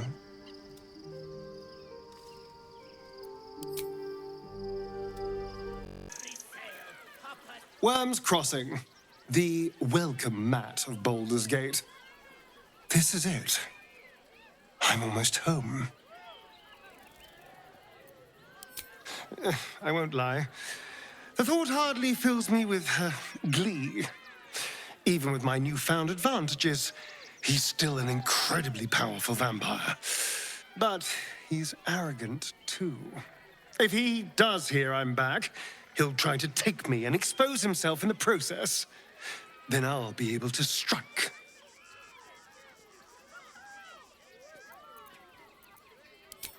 It's something of a gamble, true, but if I can win, if I can beat him, it would be worth any risk. So yes, I do worry about facing him. But if we can get his attention, finding the ritual's location will be much easier, and that could give me the edge I need.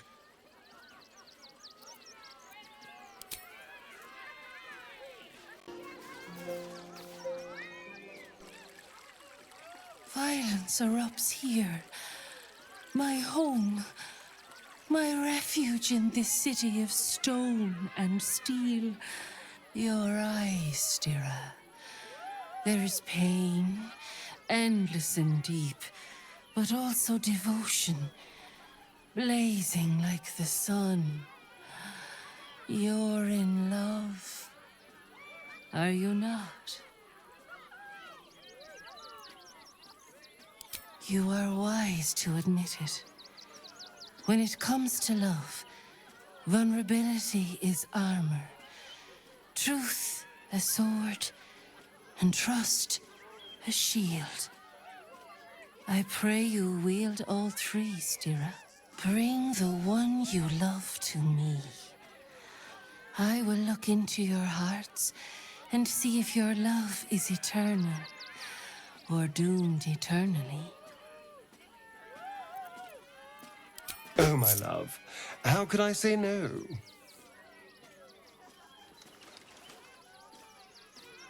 Close your eyes, little ones. Be still as stone to earth. And remember to breathe.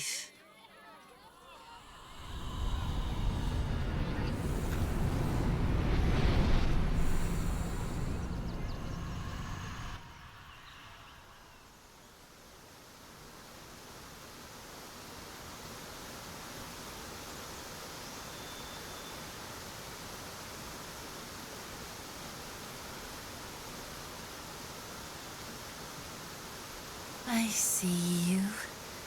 I see the bond between you. So tender, so fragile.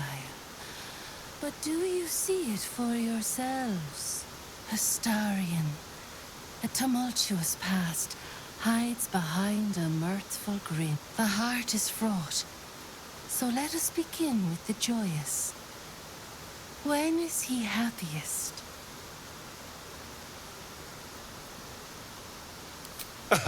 Guilty as charged, sometimes literally.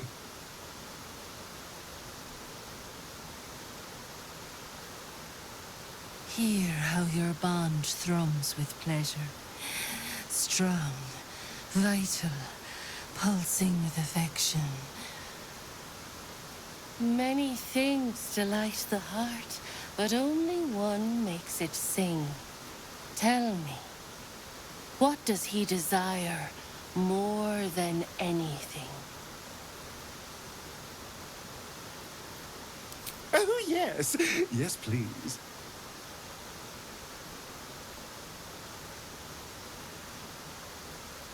The sweetest loves dance lightly on the tongue, but now we must dig deeper, into the most painful reaches of the spirit. Fear sits in the soul of all. To tame it, we must name it. Astarion, what is his deepest fear?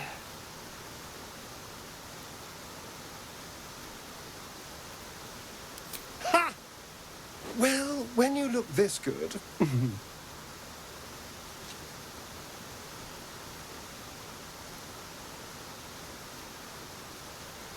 Well, you were right every time. I almost wish you hadn't been, but, you do know me. How close you are. Two hearts beating a perfect rhythm. But I know the truth. Only one face haunts your dreams each night. Close your eyes, sweetness, and she will come to you.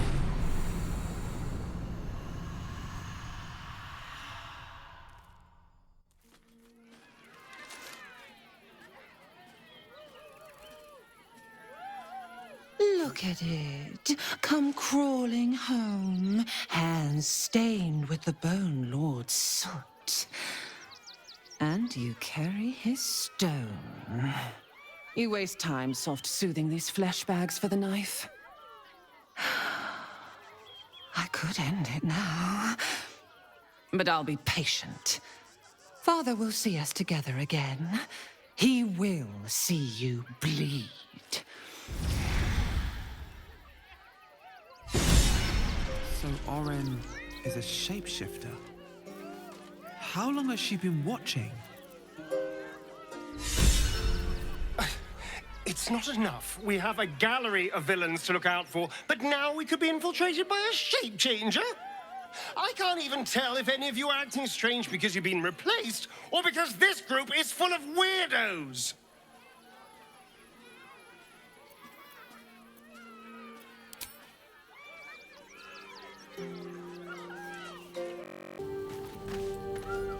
The urges are calling on you again, aren't they? I haven't seen you sleep through the night once in the past days.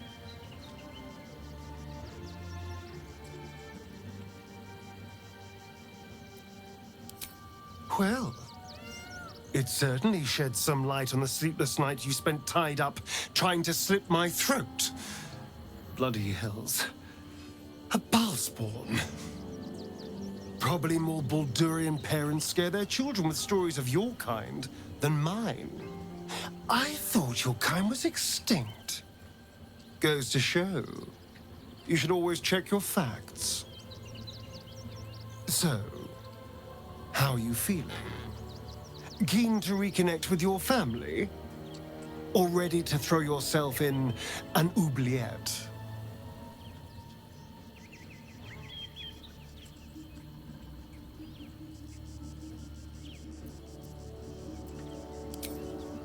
You know, I didn't realize you and I were so alike. I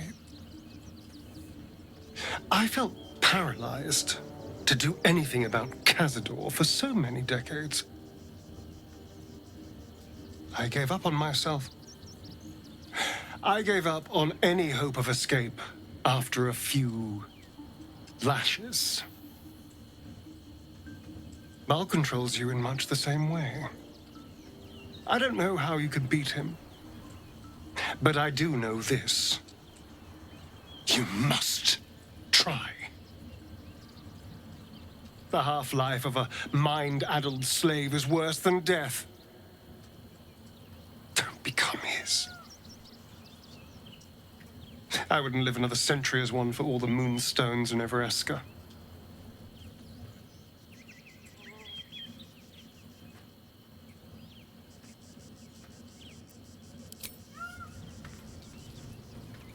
So we should do nothing. Just wait. Rechtei Hathran Rust.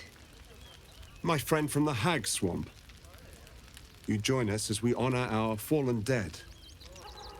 You're a bright light on a dark day. Even you, my erstwhile quarry. Oh, hello again. Frey Valdiskdurovna. Frey Valdiskablast. I feel we're intruding. We should leave quickly. Calm yourself. You will not be harmed. Our leader has called off the hunt. She wishes to speak to you. Im orak nete. Trasinetra.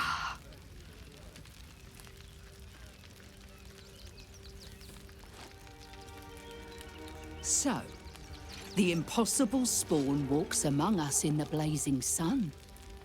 We have been looking for you.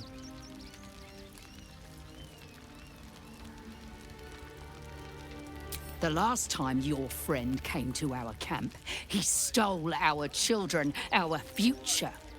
When I was hunting you, I was to bring you back here, interrogate you, discover how to save our children, and then destroy you. But things have changed. You have changed. Is it true you left your master? That you broke the spell that binds you to him? Well, I mean, kind of. It's a long story, honestly.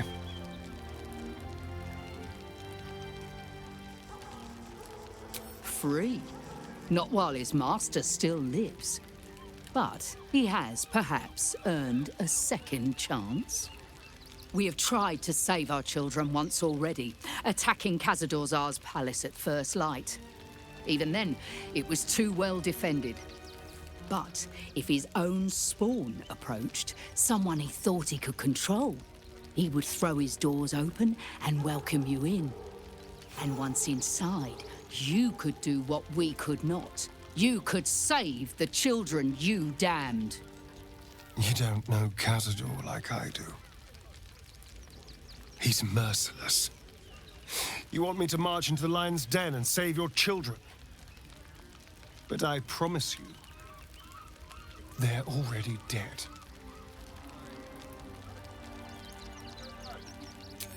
I spent 200 years bringing him victims.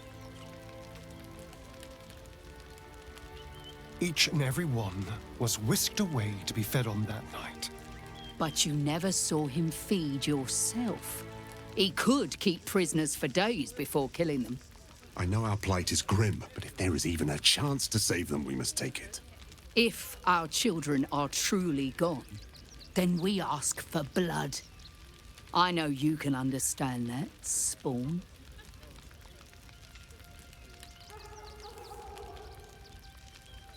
I suppose. Yes.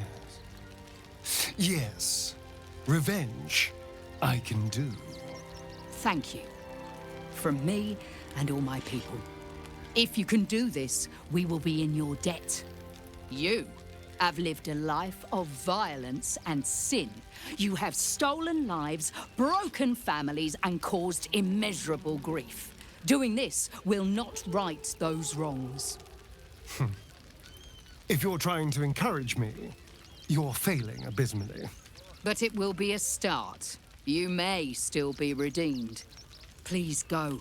Time is short, but we will see you again when it is done. Nothing left will do. And it almost doomed us. We need strategy and We can do nothing for you here. All that is left is to face the beast, Cazador.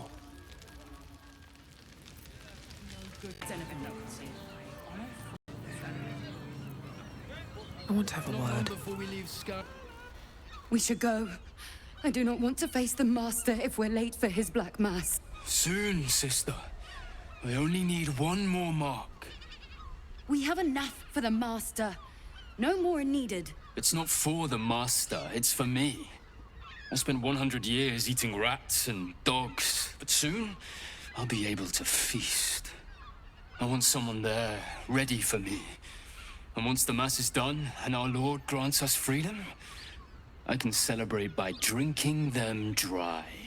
Cazador promised you your freedom, and you believed him? Ha! You were never burdened with intelligence, Petras. But your load seems especially light these days. Astarion! It cannot be. Oh, that's no way to welcome back a brother, doll. Didn't you miss me? Why would you come back? You got out. You were free.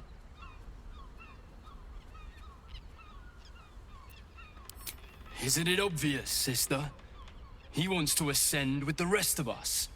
He heard about the ritual and the power our master will grant us, so he came back with his tail between his legs, hoping all would be forgiven.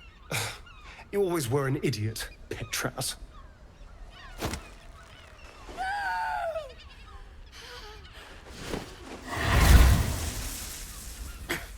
Where is he hiding?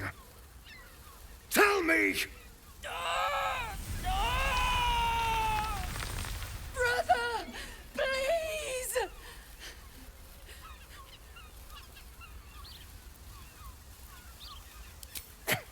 Tell me what I need to know, or I swear you'll burn! The Master is preparing the Black Mass. Beneath his palace, there's a defiled chapel. It was hidden there the entire time, hidden from us all.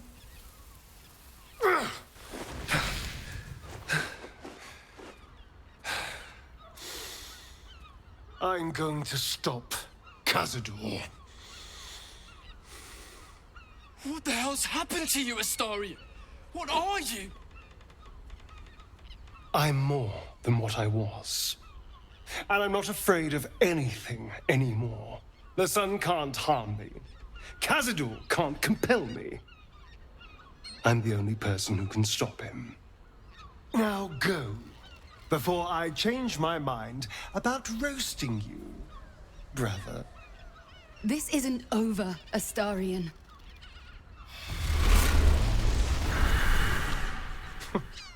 Poor fools. They actually think Cazador will save them.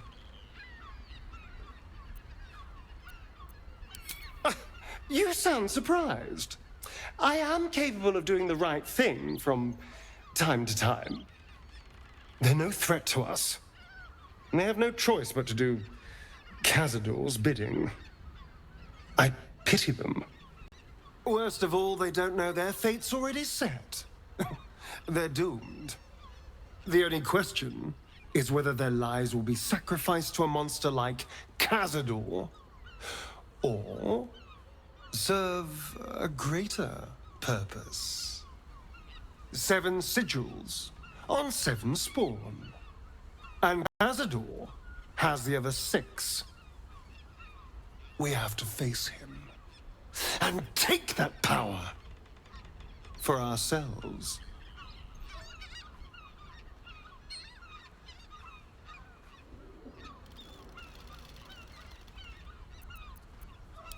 Trust me, I'd rather slaughter someone else's family, but if that's what it takes.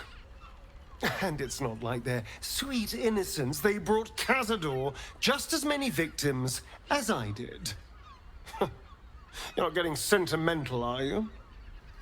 I thought you were with me on this.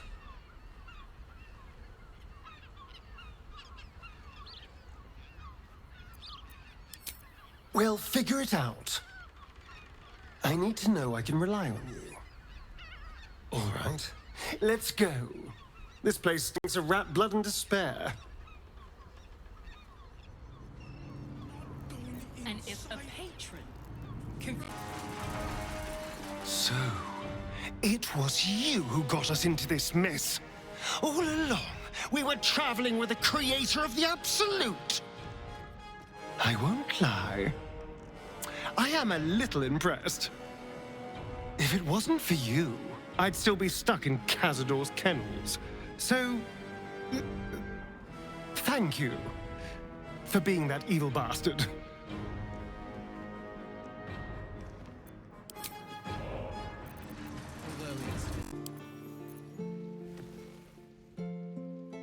The book radiates power, but the words you read in the codex echo in your mind, guiding your eyes safely across the page. The once indecipherable glyphs now feel dangerously familiar, promising unholy power to those who can take it.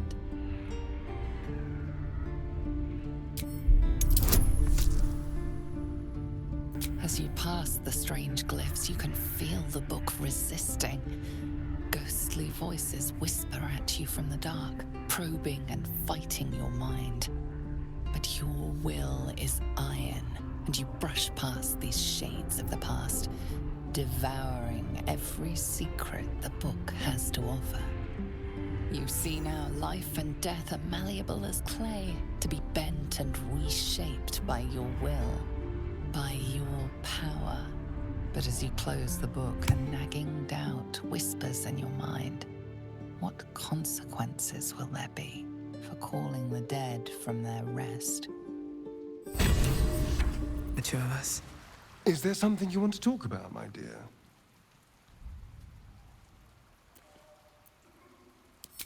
Yes. No. I'm not sure.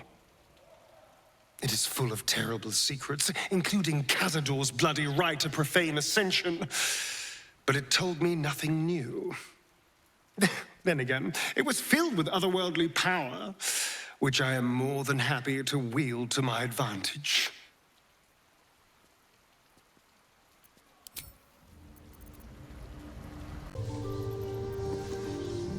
So this is it.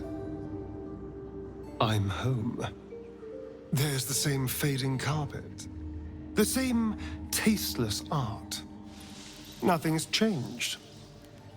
But gods, everything feels different.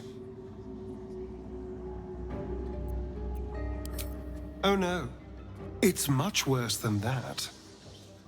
They're fanatics. Here of their own free will and utterly devoted to Cazador.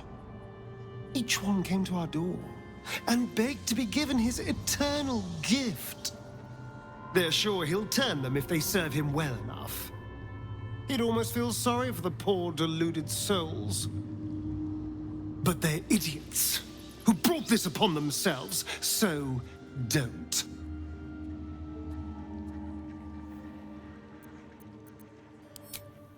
It does feel strange. Breaking into your own home, especially if murder's on your mind.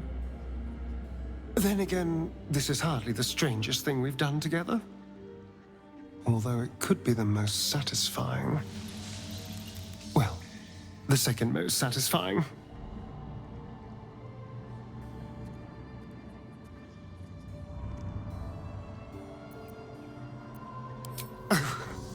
I've never been less sure of anything.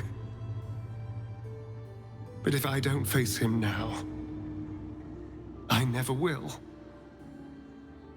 I'll spend the rest of my life running, watching the shadows, never feeling safe. No. This has to happen. Here and now. Also, there's the small matter of all that power I can steal from the bastard. So that'll be nice.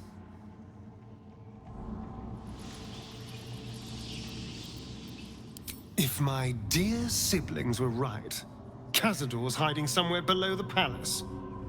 After so many years, I would have spotted any secret tunnels out here. The only place that was off limits to us was his study. If the entrance is anywhere, it'll be there, through the ballroom. Then ask, quickly.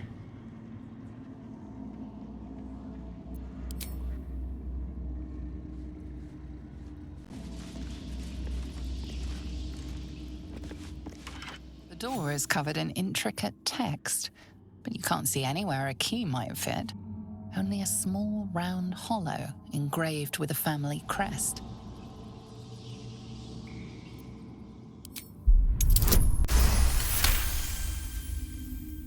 The indentation seems to be the right size and shape to fit a signet ring bearing the family crest.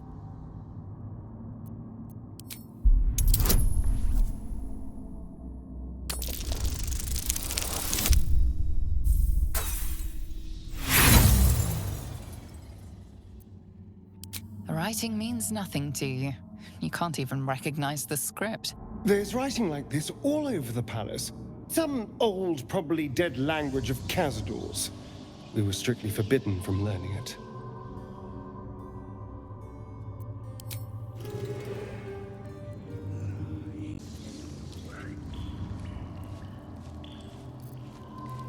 I know you're there, Golly. Stop skulking and show yourself. You always were sharp, little one. Sharp enough to cut yourself. It's taking everything I have not to grind your rotten carcass to dust. Don't be mad at Godi, child. I only did my job. Only kept you in line. You tortured us. For days at a time. Oh, yes. And you sang so sweetly for me. None of the others screamed like you did. But you're home now, and you brought me a treat, eh? A new friend for Godi.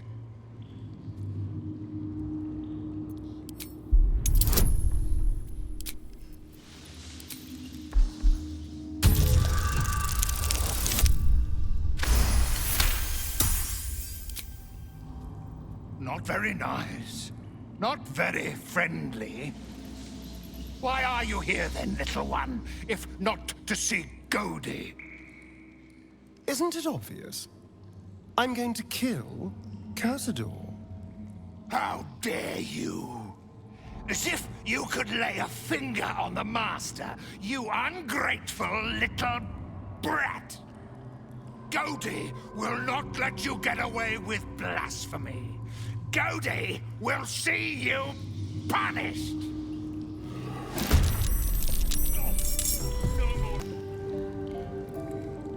2 centuries walking these halls, and I've never once seen the ballroom door locked.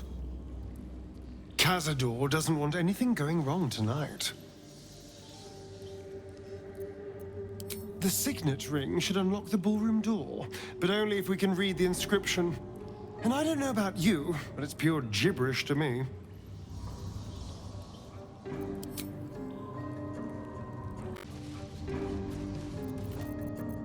Another guest for the Master's celebration. I'm afraid you're too late. You'll have to... Master Astarion? What are you doing here? Why aren't you downstairs? Well, obviously I'm on my way down now. So if you could just point us in the right direction. But you're too late. The doors have been sealed. The ritual is about to begin. Abandon the Master at his moment of triumph. What is wrong with you? Do you wish to spite him again? I do not have any more time to waste. There is too much to do, too much to prepare.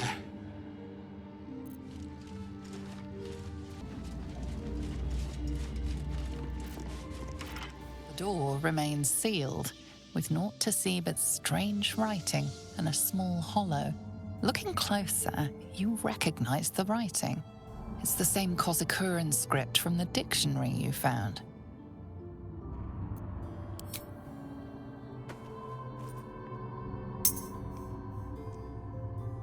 The ring slots perfectly into place, and the door swings open. Worthy of you.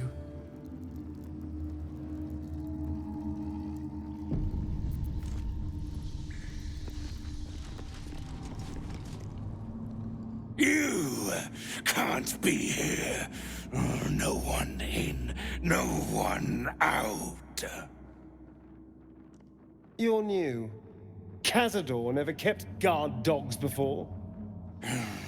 The runaway spawn. You reek of the Master's scent. Come with us. Come to Master. Excuse me. I will not be ordered around my own house by some blow-in mutt. We bring you to him. We get his favor. In all your years living in the palace, this is the first time you've ever seen this antiquated elevator. This was Cazador's private wing. No one was ever permitted in here but him, and the poor souls you brought him to feed on. There are some scuffs to show its age, signs of things dragged onto it over the years, but it seems to be in good working order.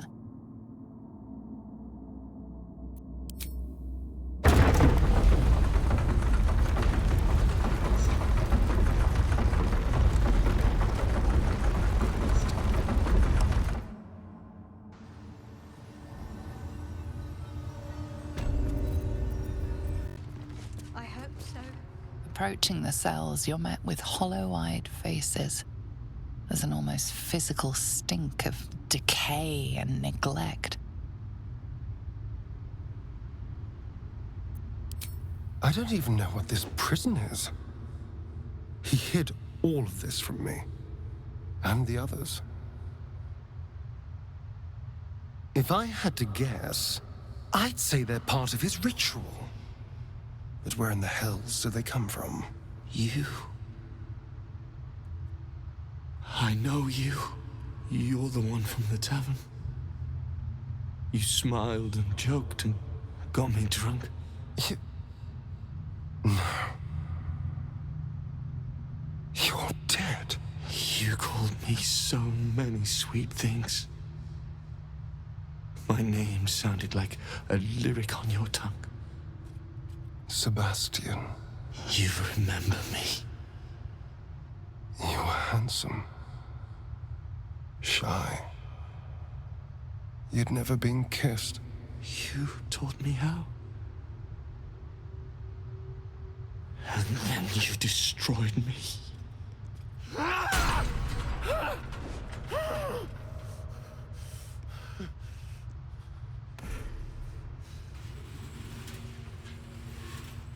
It can't be.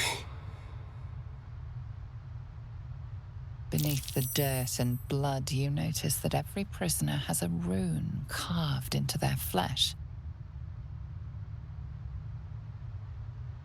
Then they're bound to the Black Mass too. Bound through the scars. Through me. I know these faces. Every one that shares my scar. They're my conquests. I pursued them, seduced them, then brought them to Cazador. He told us he was feeding on them, but he turned them to spawn. He turned every last one, so we'd have souls for this cursed ritual. How long? What?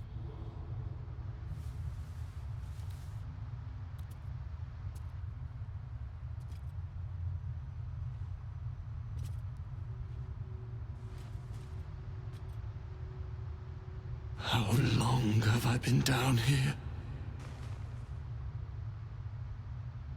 170 years. You were one of my first. My family. My friends.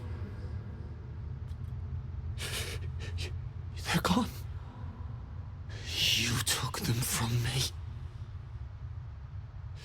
You took everything from me.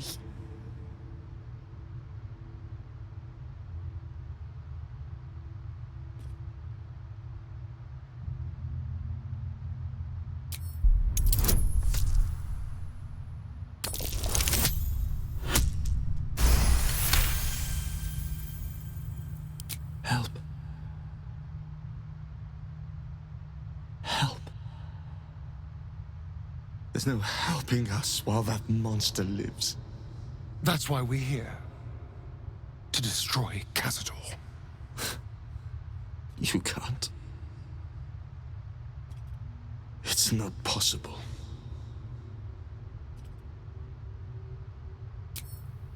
The Grand Chamber. Just ahead. But even if you can kill him, what then? What happens to us?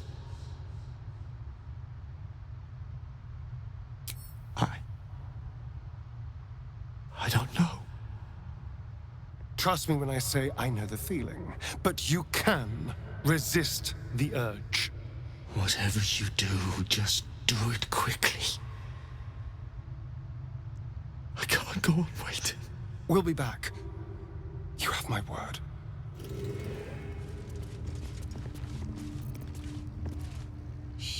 Shouldn't have wished to live in more interesting times. Gods above. He kept Sebastian. I should have known what Cazador was capable of.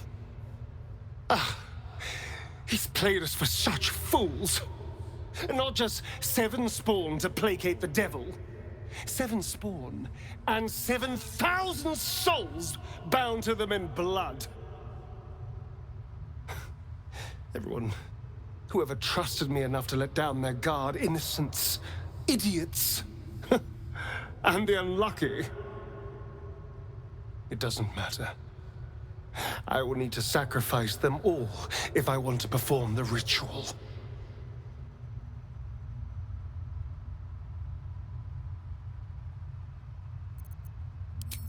What's the point? They're as good as dead. I thought they were dead. If they are unleashed, they will cause incredible carnage. They will be ravenous. They must die. Better they serve a purpose. Gods, I can't say you're wrong. I can only say I'm so glad we didn't meet then. I don't even want to think what would have happened to you.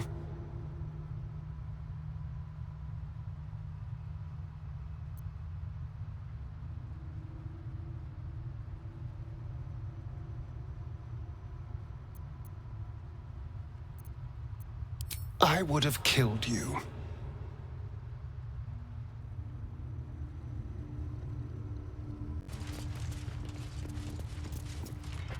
Hey! Hey, you! Come closer. Oh, God. It can't be. It is you. I knew it. I'll kill you. Once I get out of here, I'll kill you!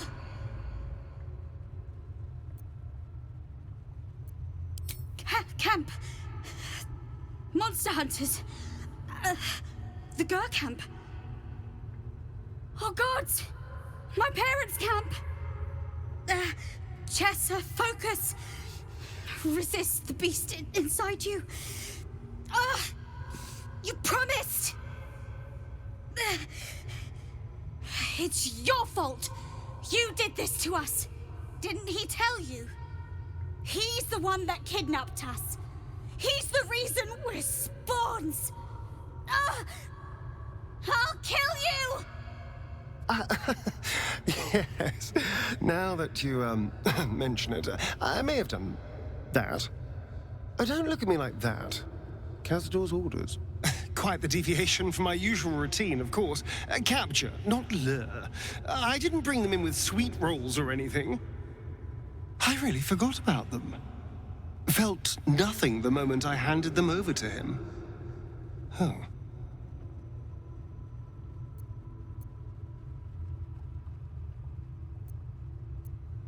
I suppose there's a good chance they will. What use is it, though? They're lost. Ravenous. Feral. They'd attack any mortal on sight. All these people were ruined because of me.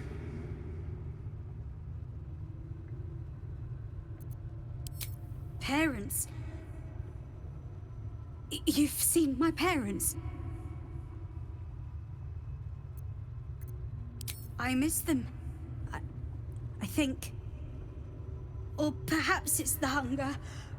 Oh, I don't know. It's so hard to tell. You should go. Leave us here. We shouldn't be out there. We'd hurt our families.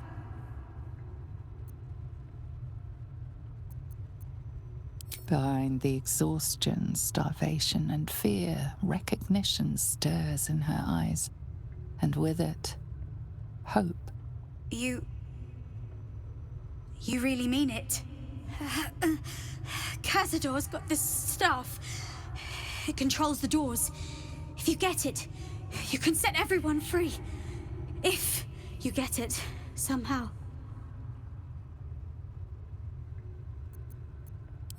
Good luck. If you fail, well, I suppose we'll be seeing you again in here.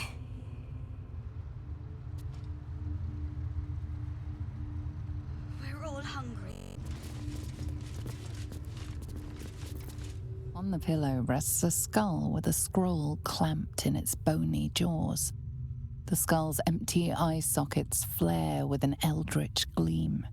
You feel invited somehow to witness the skull's memories. It seems urgent. This skull is all that remains of the vampire Velioth.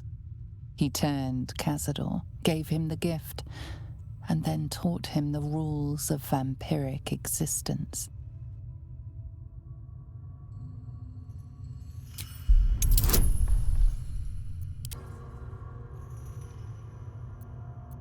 Your attention wanders for a moment, and you miss the import of Velioth's ghostly whisper.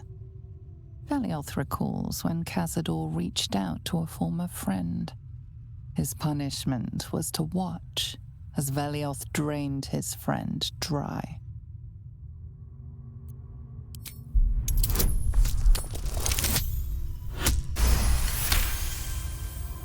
Velioth's second lesson is that power comes from solitude.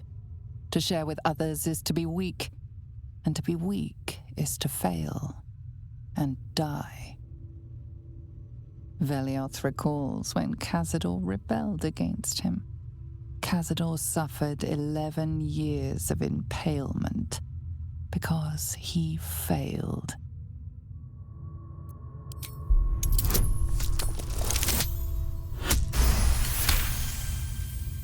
Velioth's third lesson is to act not in haste.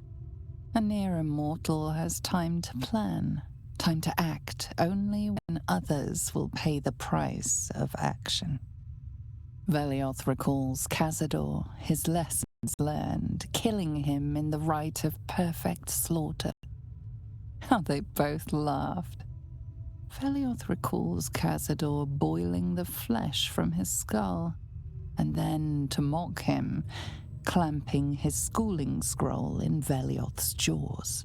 The skull's eyes flash a final time, and its jaws sag open.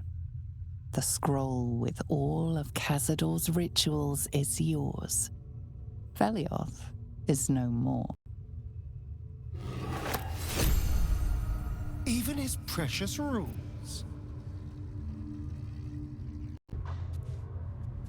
Who stands before us? Is this truly our prodigal son? Do not slouch before me, boy. Have you no respect for yourself? Look at you, crawling back after abandoning your family. You should be begging our forgiveness. Have you fallen so far that this speaks for you? I don't need anyone to speak for me.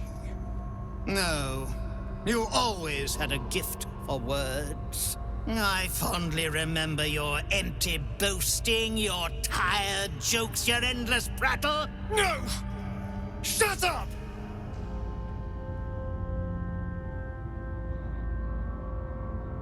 Do the cattle not know you, boy? Have they not seen your fits of temper? You son of a bitch.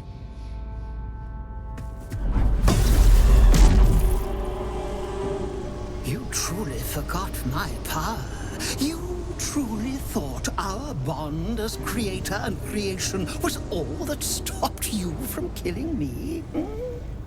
Oh, you are weak, my child. You are a small, pathetic little boy who never amounted to anything.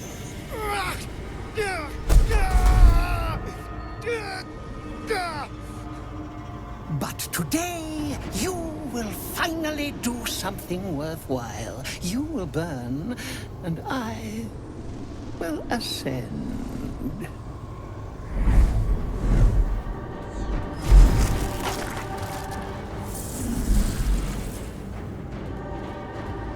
No!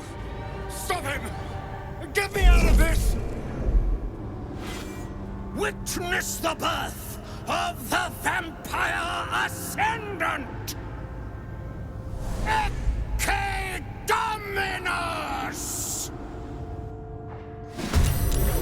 Fight on if you must, but I am only growing stronger.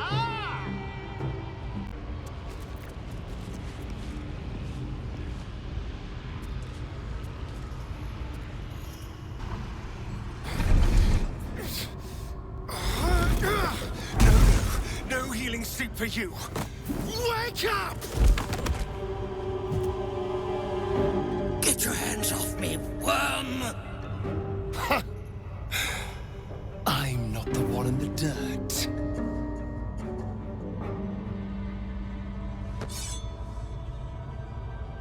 One last thrust. And I'll be free of you. I'll never have to fear you again. But if I finish the ritual you started, I'll never have to fear anyone. Ever. You think me a fool? That I would allow anyone to usurp me, speak the words, and ascend in my place?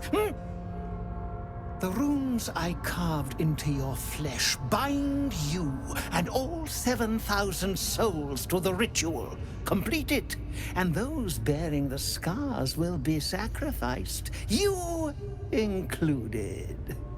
You are simply a means to an end.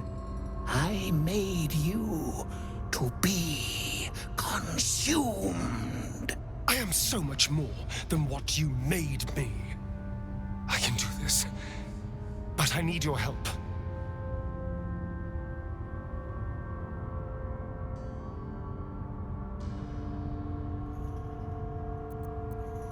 These people died years ago. Trust me on that. All that's left are feral spawn, desperate for blood. If we release them, how many people will they kill? Tens of thousands, hundreds of thousands. But if they die and I ascend, I won't have to rely on the parasite to walk in the sun. I'll be free. Truly, completely free. Isn't that what you want?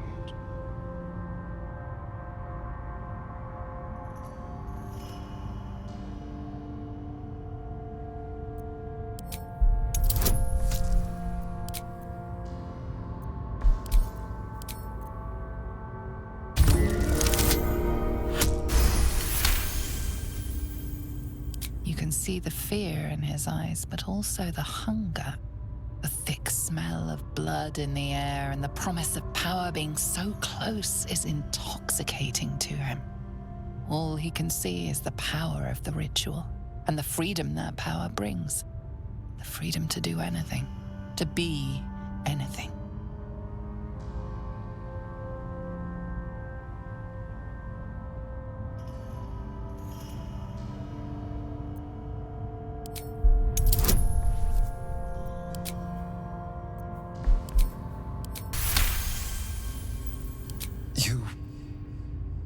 You're right. I can be better than them. But I'm not above enjoying this.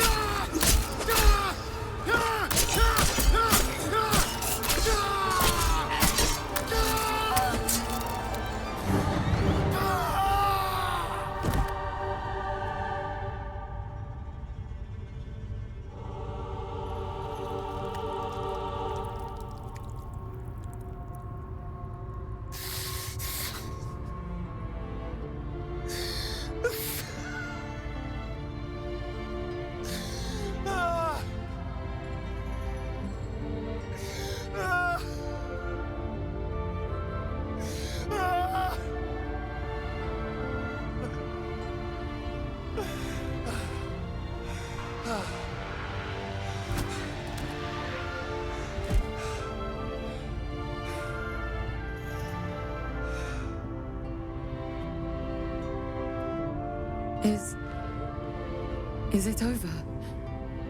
Is he...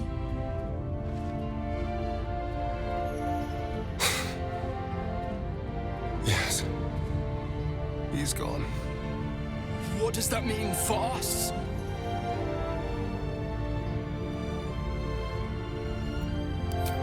What business is it of yours? It will become everyone's business if you try to feast on half the city. This is just a friendly warning. Your choices are simple, really. You can hide here, living in the shadows like parasites. Or you could be more than what he made us to be. You can choose differently, of course. But the consequences are on your head. And what does it mean for them? Now, that's a better question. 7,000 spawn, from ancient conquests to stolen children. Cazador's staff controlled everything during the ritual. If it controls the cells too, you could decide their fate.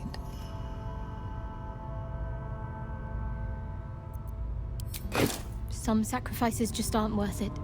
The poor wretches in the cells are innocent. They shouldn't have to suffer just because I lured them here.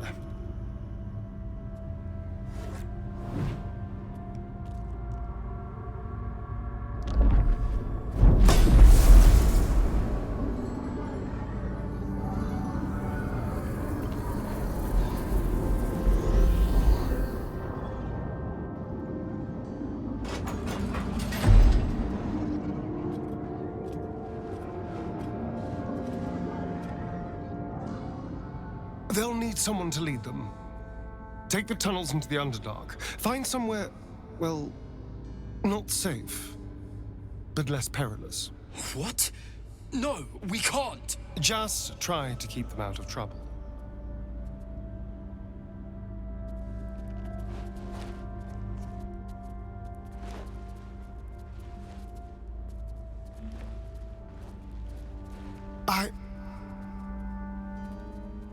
I think we're done here. Let's go.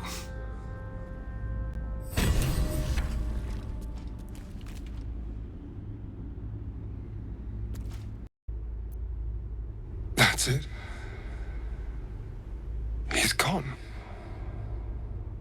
After all these years, these centuries, it's really over. No. Well, maybe a little. But I'm not sure what I've lost. What I've gained. It's all so much. And God, all those spawn. Free in the Underdark. I need some time, I think. Just to let it all sink in. Let's just go. This place reeks of death, and I want to feel alive again.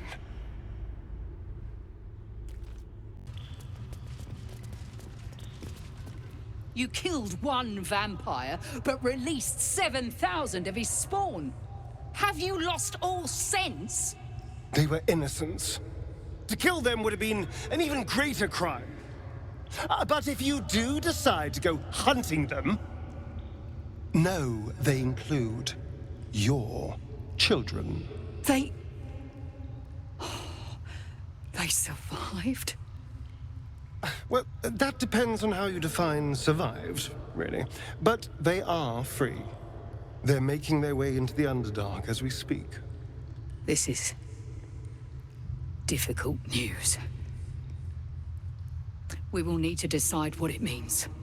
Thank you for what you have done. Slaying Cazador was a great justice. As for the rest, well, time will tell.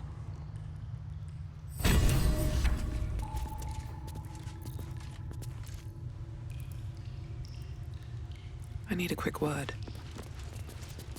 I will find my little ones. Wherever they are hiding. We will see what can be done.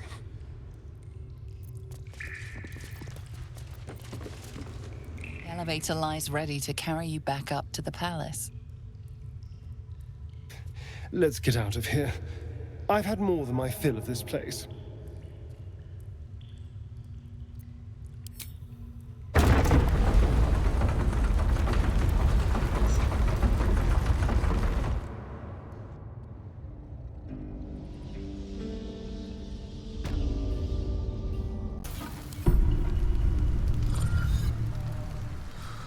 I should probably start getting used to the shadows again. Who knows how long I have left in the sun?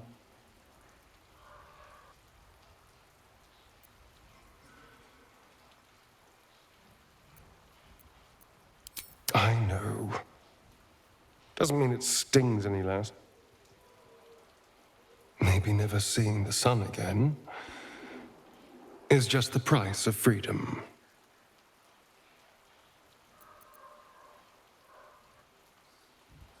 I think I do.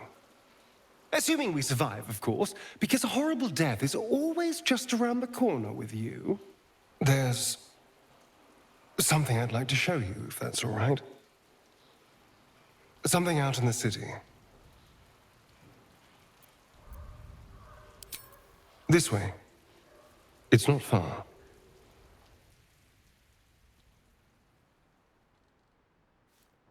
The graveyard is appropriately silent. There isn't a proverbial soul around.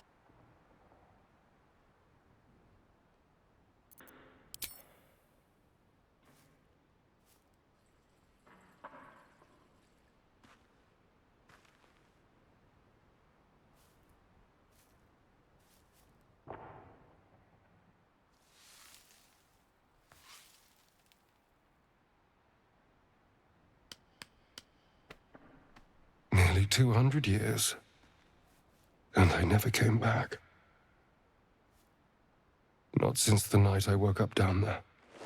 I had to punch a hole in the coffin and claw my way through 6 feet of dirt. Then when I finally broke the surface, retching up dirt and congealed blood, Cazador was waiting. From that day on, I was his. Until today. Maybe. But he did take it. There's almost nothing left of the person I was. Just a name on a rock.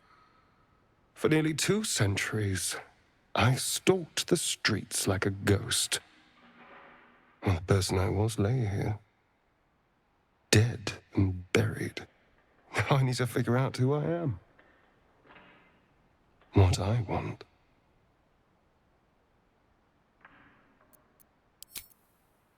You. I want you. You were by my side through all of this.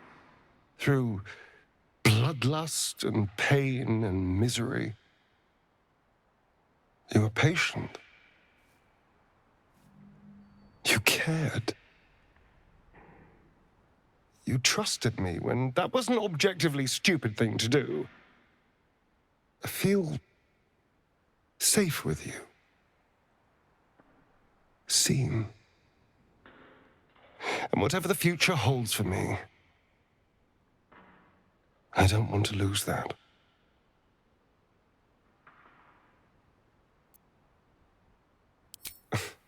If it has, it might be for the best. Well, I should probably fix this.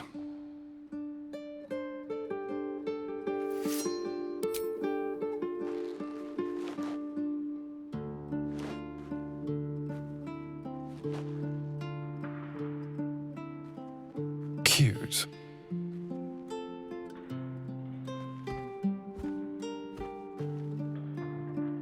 I've been dead in the ground for long enough. It's time to try living again. With everything that life has to offer.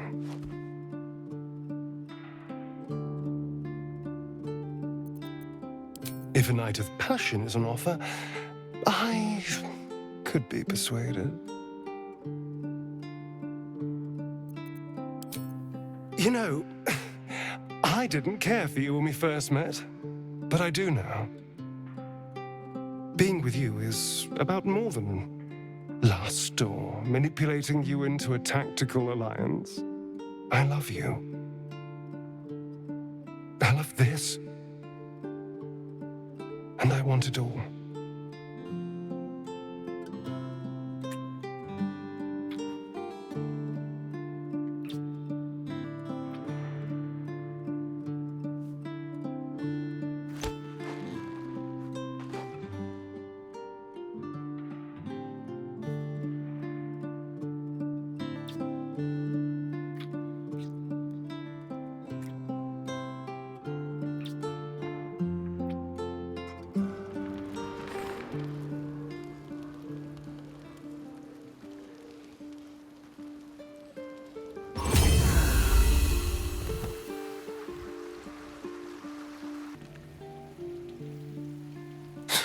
It feels ridiculous to still be thinking about Cazador. He's gone. I'm here. I won. But I still keep reliving everything that happened. Playing it over and over in my mind.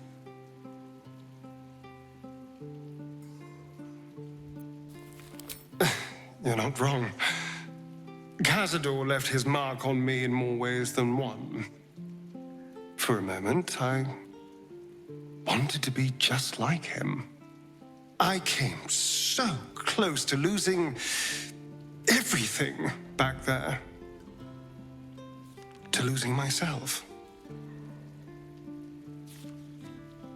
Back at the ritual, all I could see was the power on offer and the safety it promised. I was so blinded by it. Just as Cazador was. But you saw something in me. Someone else I could be.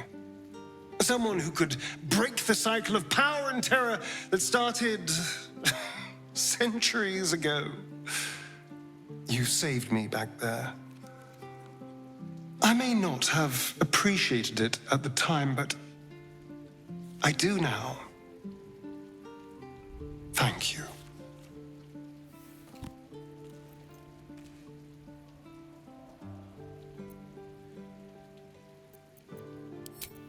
You did more than that. You believed in me. Believed I was enough. Just the way I am. When I look at my future, anything and everything feels possible now. And I get to share it with you as a partner. An equal. You saved me from myself and let me walk a new path where I can be free. Truly, honestly free. This is a gift, you know. Thank you. I won't forget it.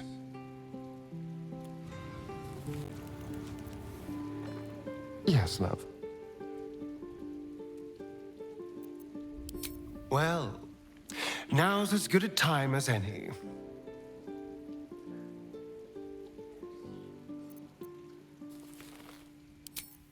It would be nice not to have to rely on you as my great protector.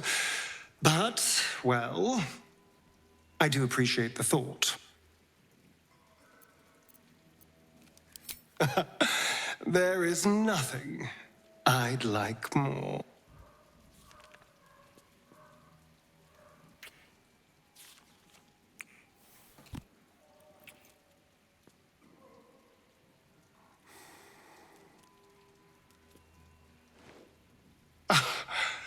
You are perfect. Every time. Nothing special, of course. You're only the first person who I truly care for.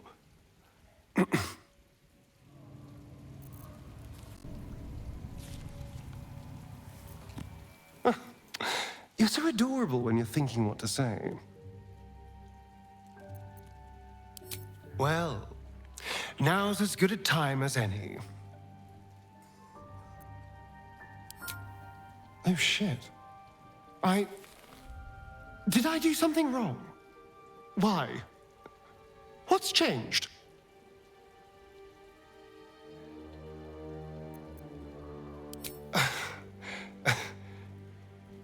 I may be guilty of a bit of embellishment here and there, but I'm no liar. When I vowed we'd save you, we will save you. This little adventure of ours has taught me that we can't let our lives be ruled by fear, or else we never really live. I'm not afraid. Not of you. Not of your darkness, and not of our future.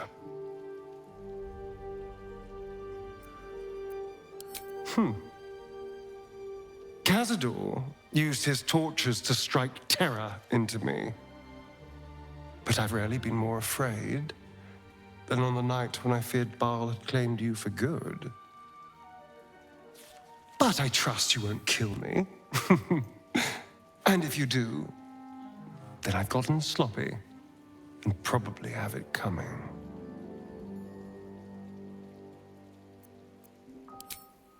I am. And beautiful. Not enough people mention that. I'm not going anywhere.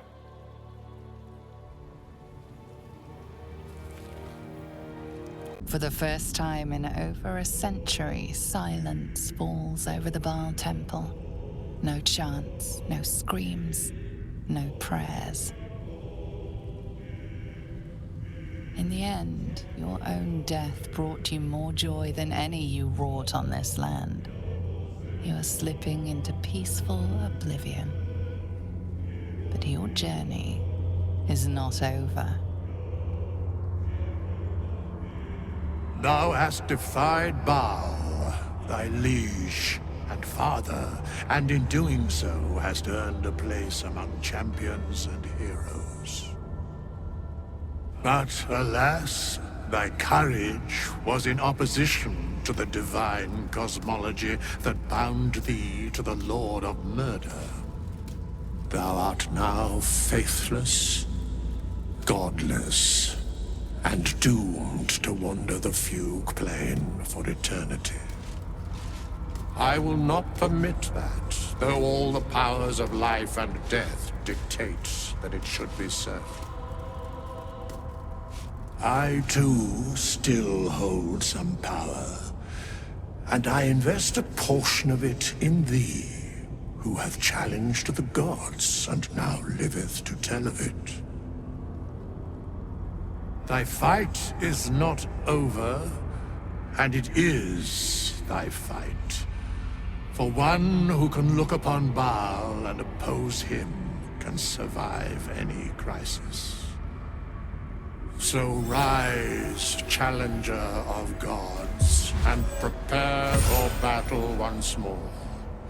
Death will not claim thee whilst I endure.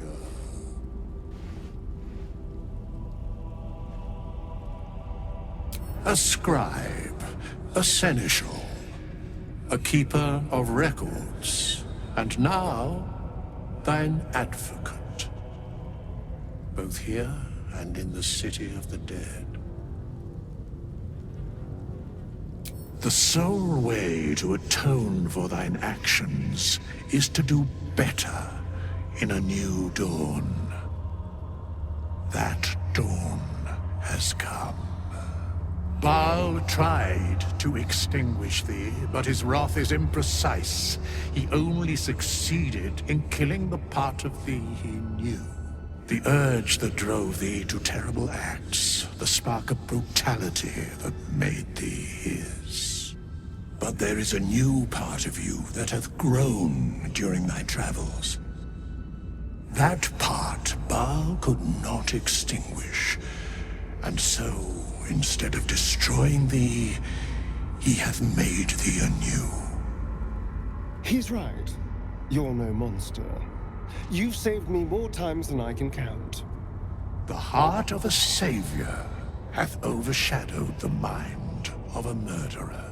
Thou hast vanquished thine urge.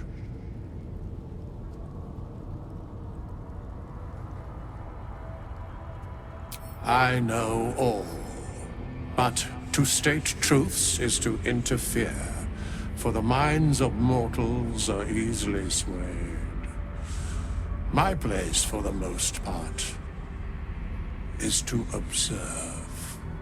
This intervention, the reclamation of thy soul, is beyond mine ordinary remit, but thou art extraordinary, and so are these times. Today thou art born anew. You're the author of your own tale now. Well done.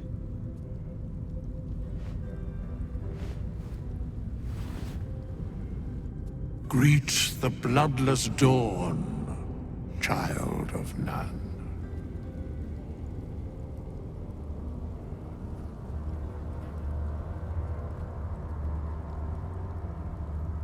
Do not thank me. Trust in thy courage and the conviction of thy companions. As it was, so it is again. A hero has risen from a legacy of death.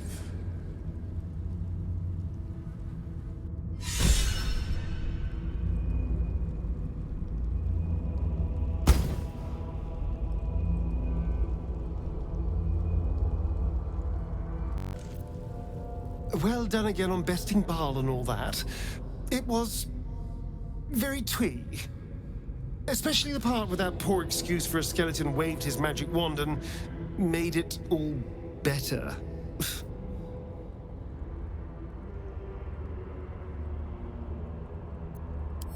I have the utmost confidence you would do the same for me. Now, excuse me while I go and regurgitate the sap rankling in my throat.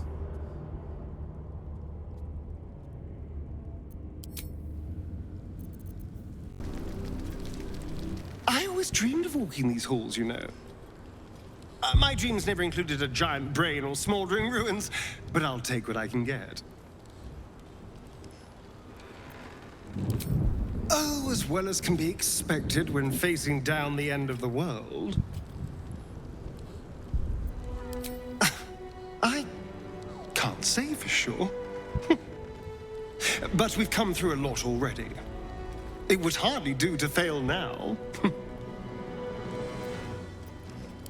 Then we'd better make it count.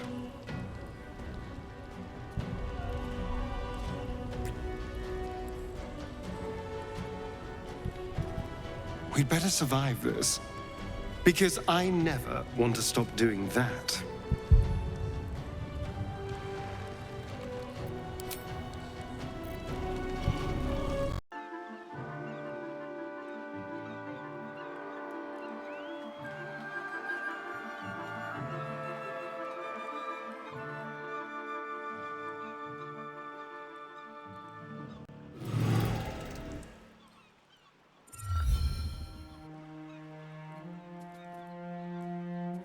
It is done. The Absolute eradicated. Vengeance exacted.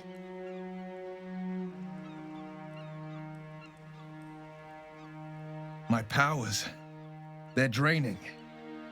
Just like Mazora said they would. A small price to pay in the grand scheme of things. We did it.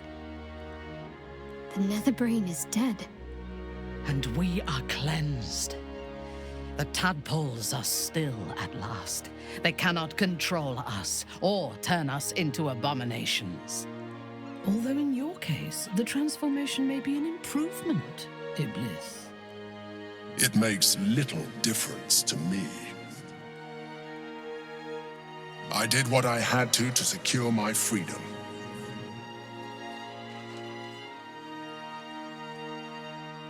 And in spite of your resistance to evolution, you have proved a good ally.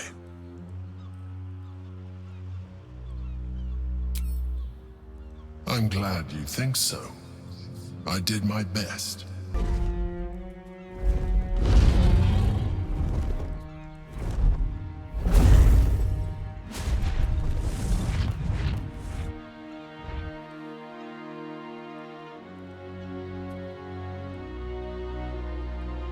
See how the dragons flee you, Boo? Now they know you stand as this plane's protector. If this adventure has taught me anything, it's that there are things in this world far more valuable than power. Besides, growing quite fond of this merry band of ours, but I'd quite like to see what happens to it.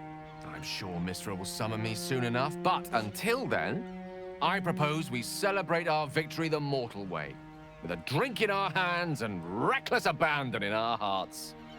I am seldom one to imbibe, but even I shall make an exception on a day like today. I think we have earned it, no?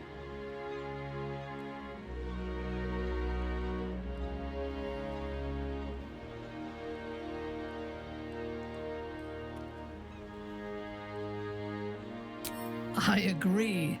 We should claim whatever's left of the elf song as spoils and drink it dry. By rights, half the city belongs to us. I will not be joining you. I fear my presence will be no more welcome in the streets of the city than it ever was. If Baldur's Gate is too foolish to recognize its saviors, so be it. The city will miss your influence, as will I. I will miss you, too. Now that you no longer live in each other's minds, it's hard to tell if the mind flayer is being sincere, though perhaps no harder than it ever was. I honestly don't mind what we do once we get to the... Ow! What the... Oh, no. Oh, God. Well, it was nice when it lasted. Ah! I'm sorry. I have to go. That's the last of Astarion the sun will ever see. May he fare well in the dark. He slept like a babe straight through the night, dreamless, thoughtless, and almost entirely free. For the first time, you feel alone, calm. You breathe. Baal may have been your beginning, but he will not be your end. Of all those you killed in your father's name, one lingers in your mind even now. Alfira, the bard of the Emerald Grove. Her death weighs upon you still. A burden you will carry for the rest of your days. But fortunately, you will not have to carry it alone. Hello, darling. I was just thinking about freedom. How I'm free of the parasite. Free of Cazador. How I'll never be in someone's power again. And all it cost was my life in the sun. Now I belong to the shadows. So, what happens next?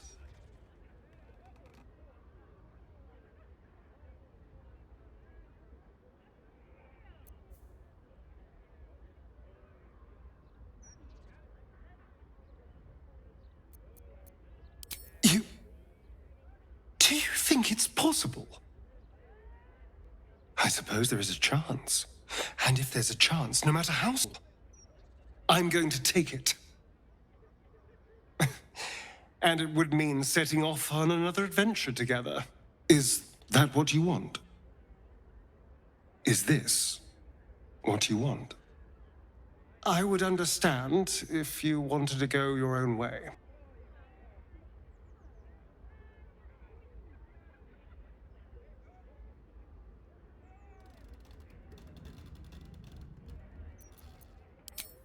Good. Because, selfless as I am, I really did not want to let you go. We are rather excellent together, you know. And united, there is nothing we can't do. I can't say what the future holds for us, but I know we'll be facing it together. And we're going to have a lot of fun.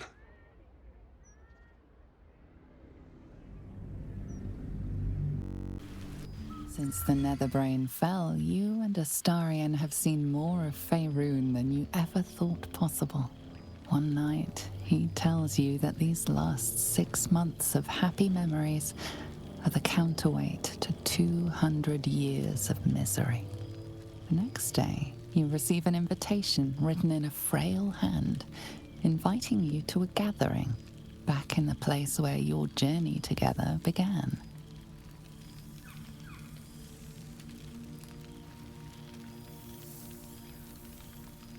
A chance to meet with the friends and allies who were by your side in the battle against the Absolute.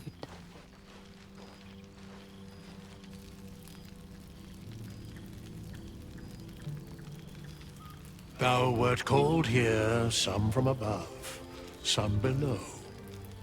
For with thine bond, together thou hast kept the wheel of fate spinning when it threatened to halt. Though thou wert drawn far apart in the months after the collapse of the Absolute, tonight, fate renews thy bond once more. Thou shouldst take care to preserve it. It is a great weapon wielded in the hand of good. Go. Know one another once more.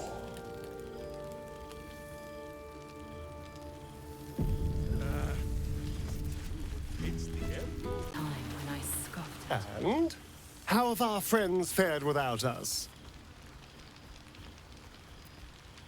I'm glad.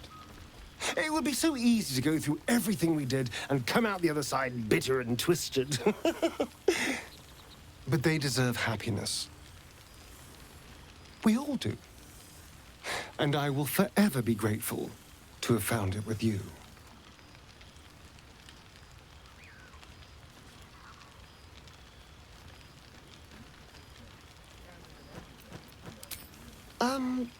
Tempting.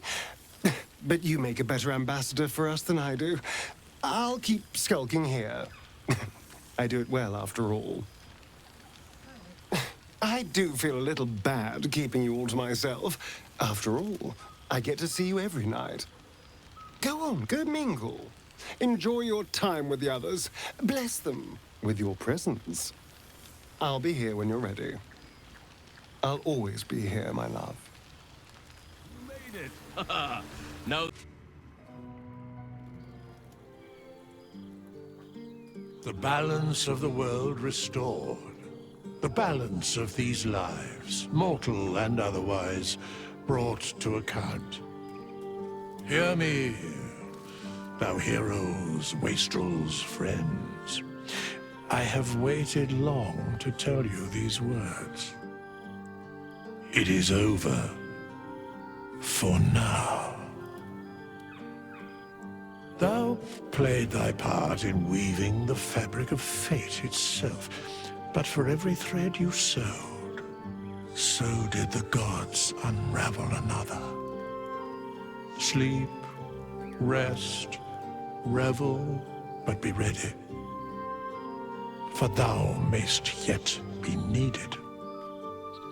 Until we meet again, I wish thee every possible fortune, health, wealth, love, and above all, problems worth solving.